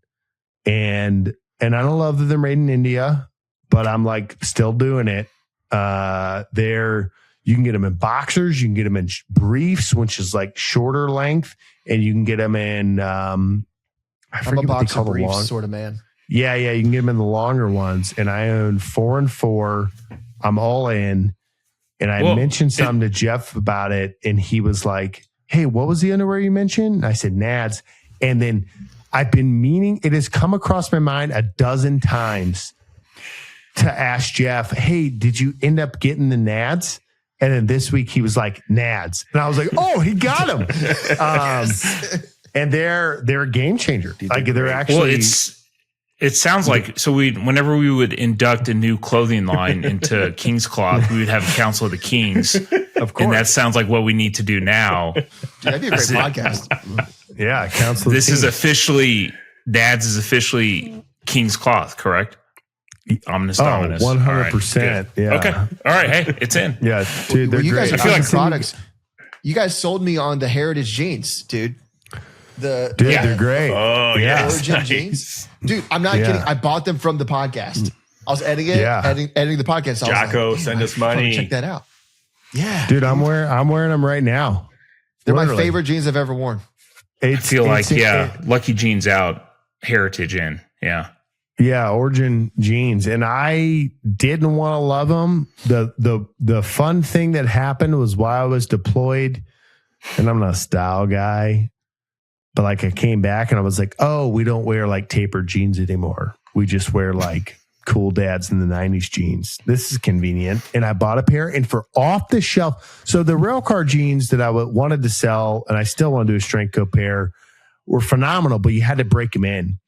And the heritage jeans came in, and man, like off the shelf. I shipped probably 75 45s today.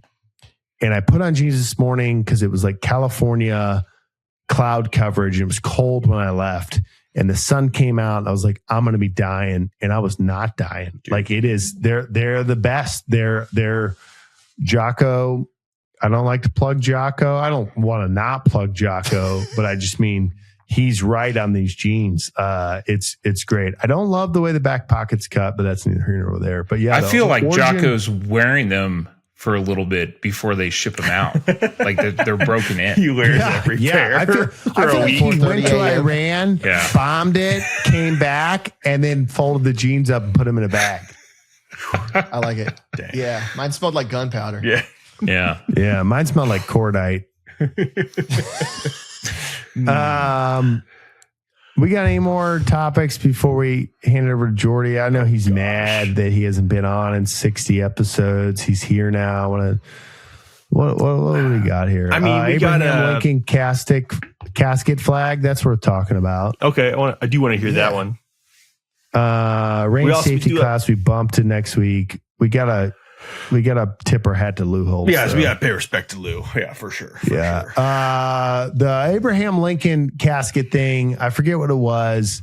There was a museum that had the casket that went on Abraham Lincoln's casket, and the museum had to close, which is sad, which means people aren't looking into American history, which is like part of the problem. And a restaurant bought it. And it was for something crazy. I could say 250,000, or I could say 550,000, and I don't remember which one it was. But either way, it was nuts. And they hung it in the restaurant, and the wall that they're hanging on, the stars are upper right, and obviously that always catches my attention. And someone posted like, this restaurant bought this flag, and so then I like click below, to open the mess. And it's like, it's a one-sided flag. I guess the photos they use on flags, or not the photos, the flags they use on caskets back in the day were one-sided.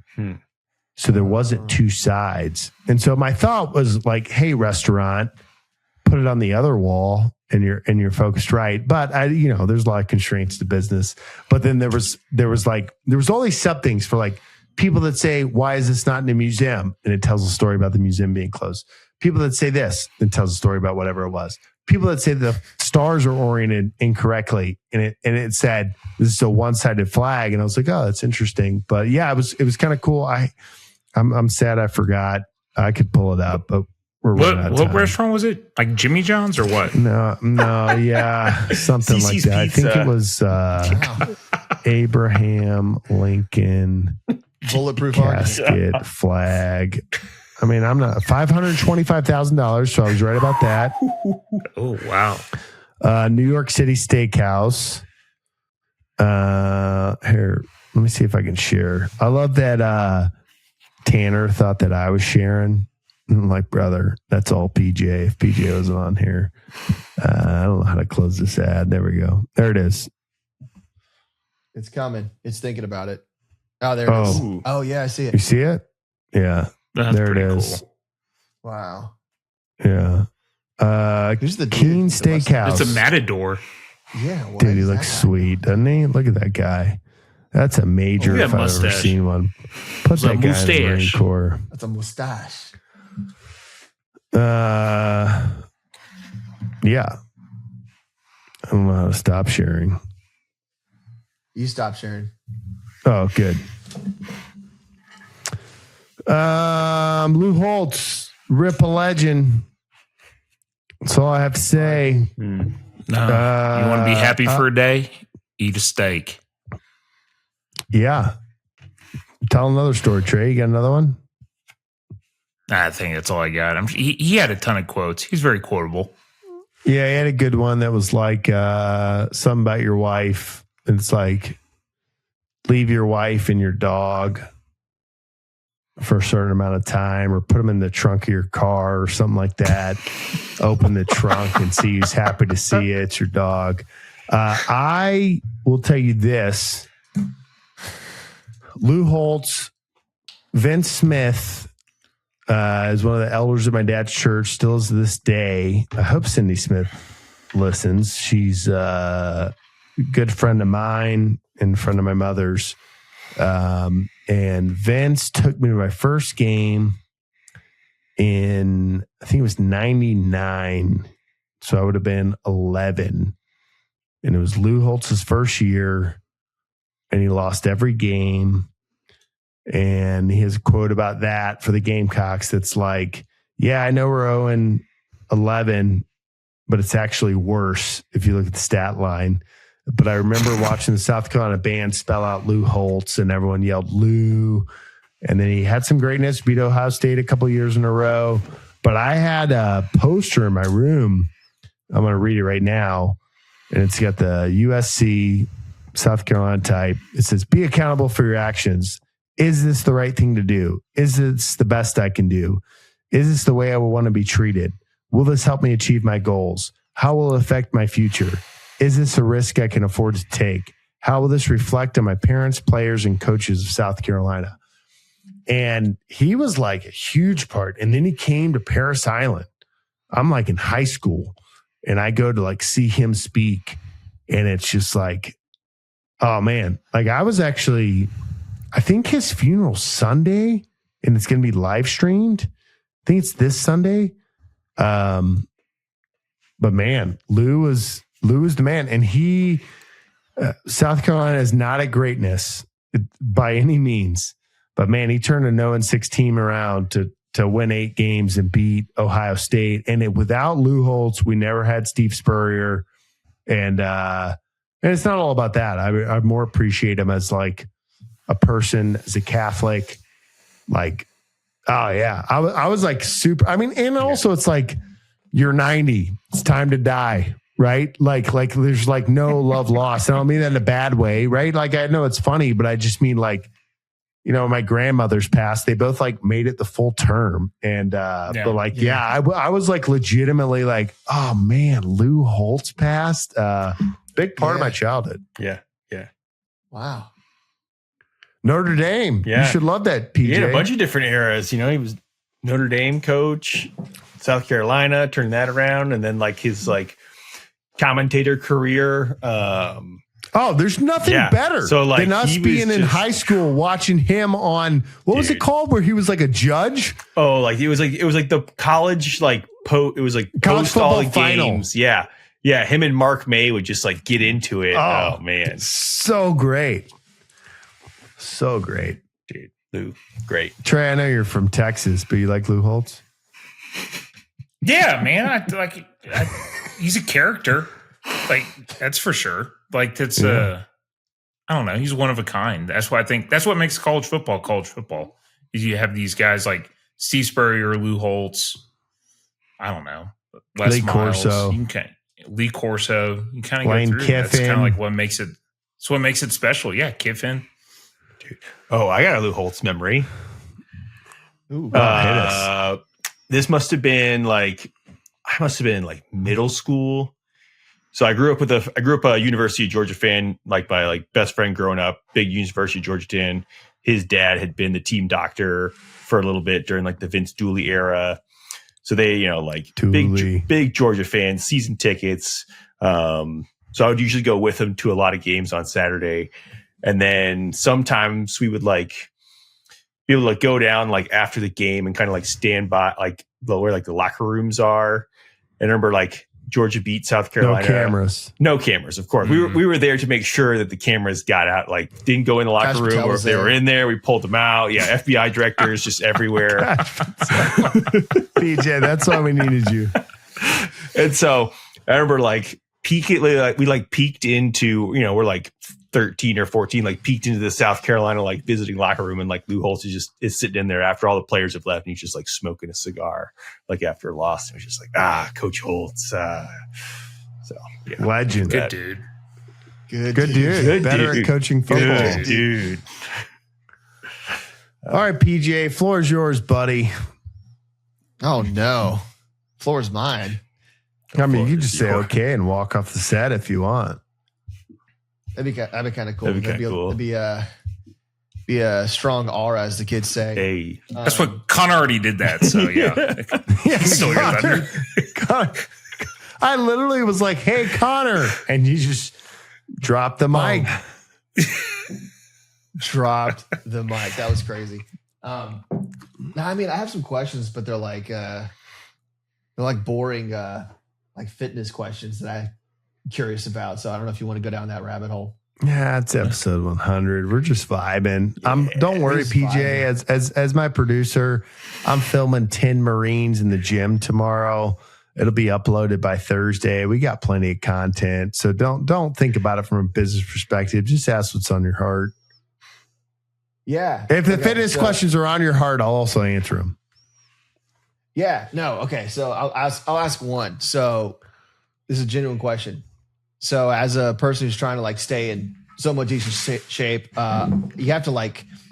I realize that zero cardio is probably the wrong amount of cardio. I'm not trying to like run marathons, but like, hey, I should probably do something. So I have a Rogue Echo bike, actually. Sorry, an Echo bike from an assault by air bike from some company that There I you don't go. remember the name of. Right. And but you just get on there and bike, and it's been a great investment. But I'm like trying to figure out like, there's the standards 1.0 and like the lifting world of like, hey, press 135, bench 225. Already have squat the 50, answer.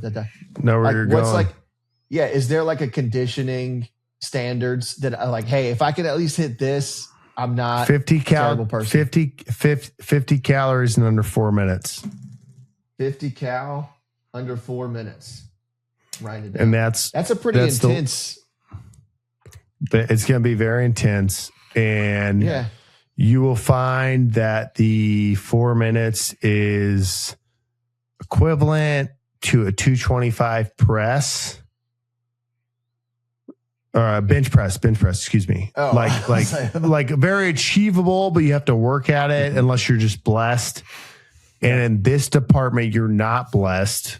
And I don't mean that to be mean, but the people that can do that off the jump, even, and they're hurting afterwards, is if you're a big person, over 6 feet, over 200 pounds, you can lean into that thing. And I will tell you, not to sound like a arrogant douchebag, but like good people can do it in under 3 minutes. But having watched in Gin Pop, if you can do it in under 4 minutes, that's a good base. It's actually like a 50 cal, put it on calorie mode, 50 cal in under 4 minutes. And I think you can do it. I'm actually curious now, and knowing you'll probably try this tomorrow. It's a gut punch. Yeah, it's a gut punch. I mean, good people, when I say good people, I mean like CrossFit athletes do it in under a minute, right? Yeah. But under 4 minutes, because we used to do it in the gym all the time, 50 cal challenge.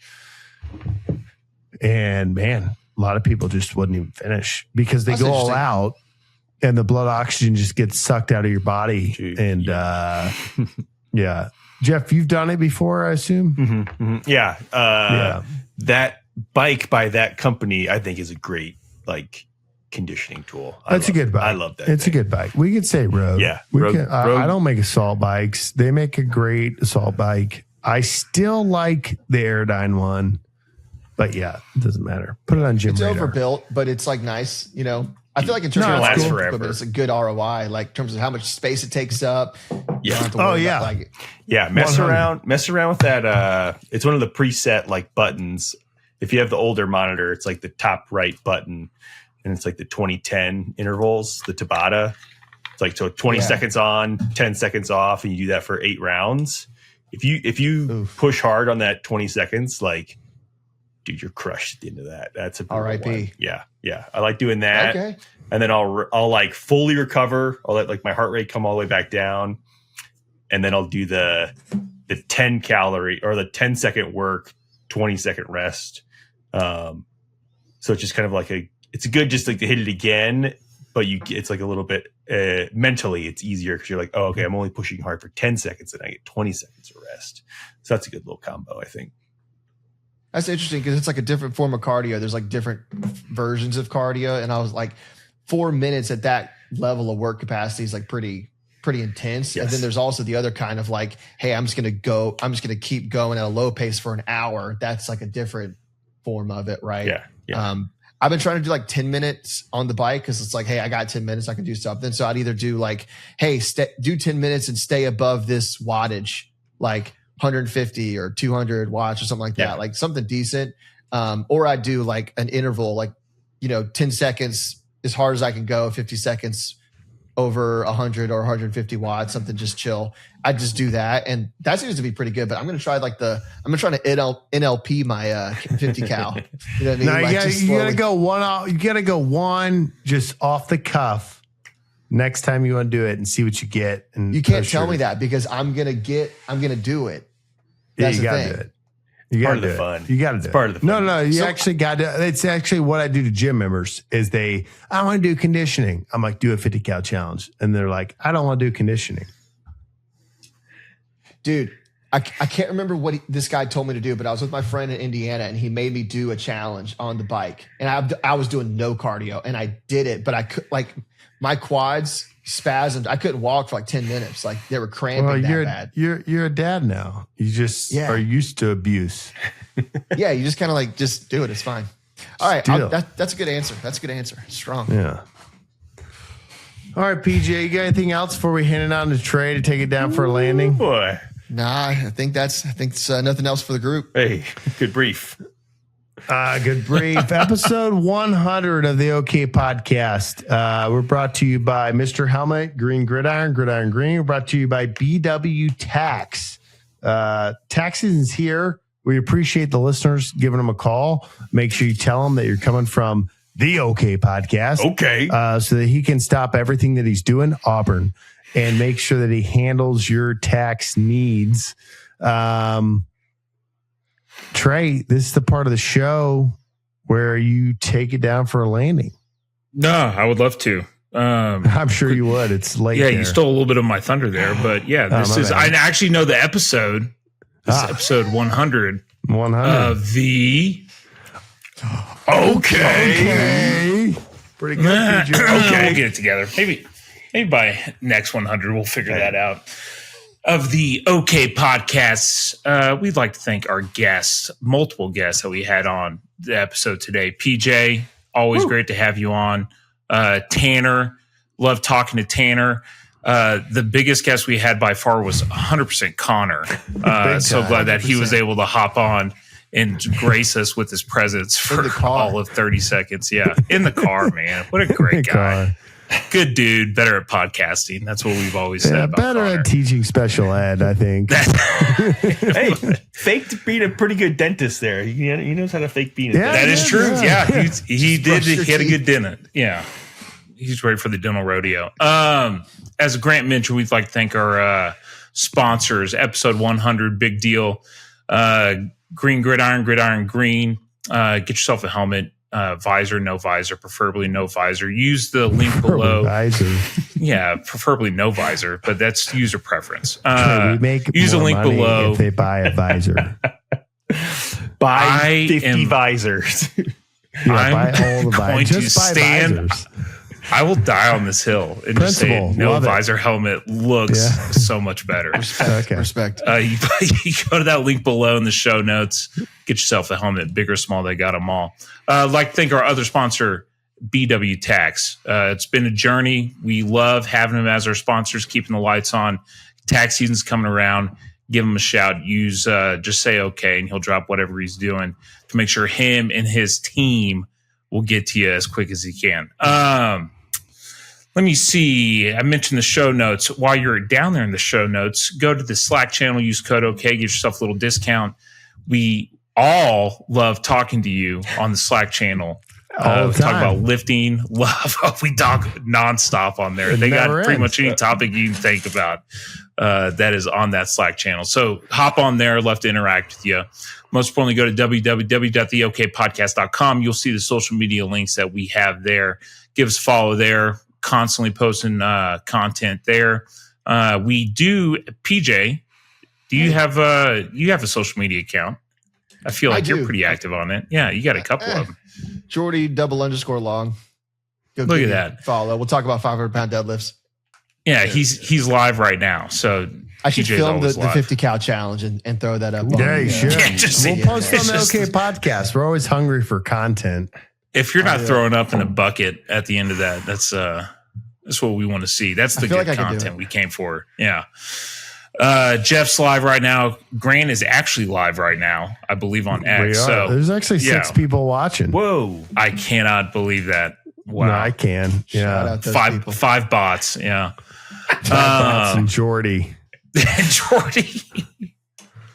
Outside of that, we are powered by the Strength Co. What's anything new with the Strength Co? Go buy plates. Go buy some plates, man. Yeah. Well See, the said. 0.75 Outside of reel that, popped off. What's that? The 0.75 reels that we made, they're Yeah, that popping did off. pop off. That really did Yeah. pop off. Yeah, Yeah. I love it. I love it. I was in full Granty mode when we filmed that, so it was good. It's my favorite. It's my favorite mode, to be honest. Yeah. Yeah. See this reel. It's the best. It's the best mode. People say it's popping off. Now 0.75 reels are popping off, dude. Yeah, we're gonna. 0.75s. We're actually We sold are out of them. Literally, in I think there's like contact- 6 sets left. They like literally. I'm not attributing it all to that reel, PJ, but we had a run on 0.75s. Like oil started spiking and 0.75s started disappearing, and Bitcoin started plummeting, and then it came back, and like everything's okay. I heard if 0.75 plates hit $200 a plate, then the economy crashes. I heard for that sure about- correlation. I heard that about oil, and I think it's true. But Go ahead. so powered, Trey. but yeah, excuse me. my Sidebar bad. to minimum, please. Joe. Sidebar to a minimum, please. Yes, sidebars to a minimum. Yeah, powered by the Strength Co. As I was wrapping up here, King's Cloth, as you can see, it is inducted. Yeah, we all. Jordy bad. has his somewhere in there. You should. Yeah, he's. Bro, even I better. got The you. real 10-pound deal. plate, even better. Yeah. Come on. Yeah, even better. But Coach, did I miss anything? Episode 100. No, episode 100. Appreciate you listening for 100 episodes. Last episode as Godfather 6. My buddy will be retiring. Not actually retiring, but no longer being Godfather 6, which we're excited about. Go buy a helmet. Go hit up BW Tax. We actually really appreciate you guys hitting up BW Tax. He saw what it could be before we even saw it. PJ, we appreciate you. We can't actually say it enough. There wouldn't be 100 episodes without you. It was literally like, here's a weird file. Please get it up. And you supported my buddy when he was downrange. So we appreciate you doing that. And we wish the best for your wife and family. Thanks for tuning in to episode 100. We'll see you next time.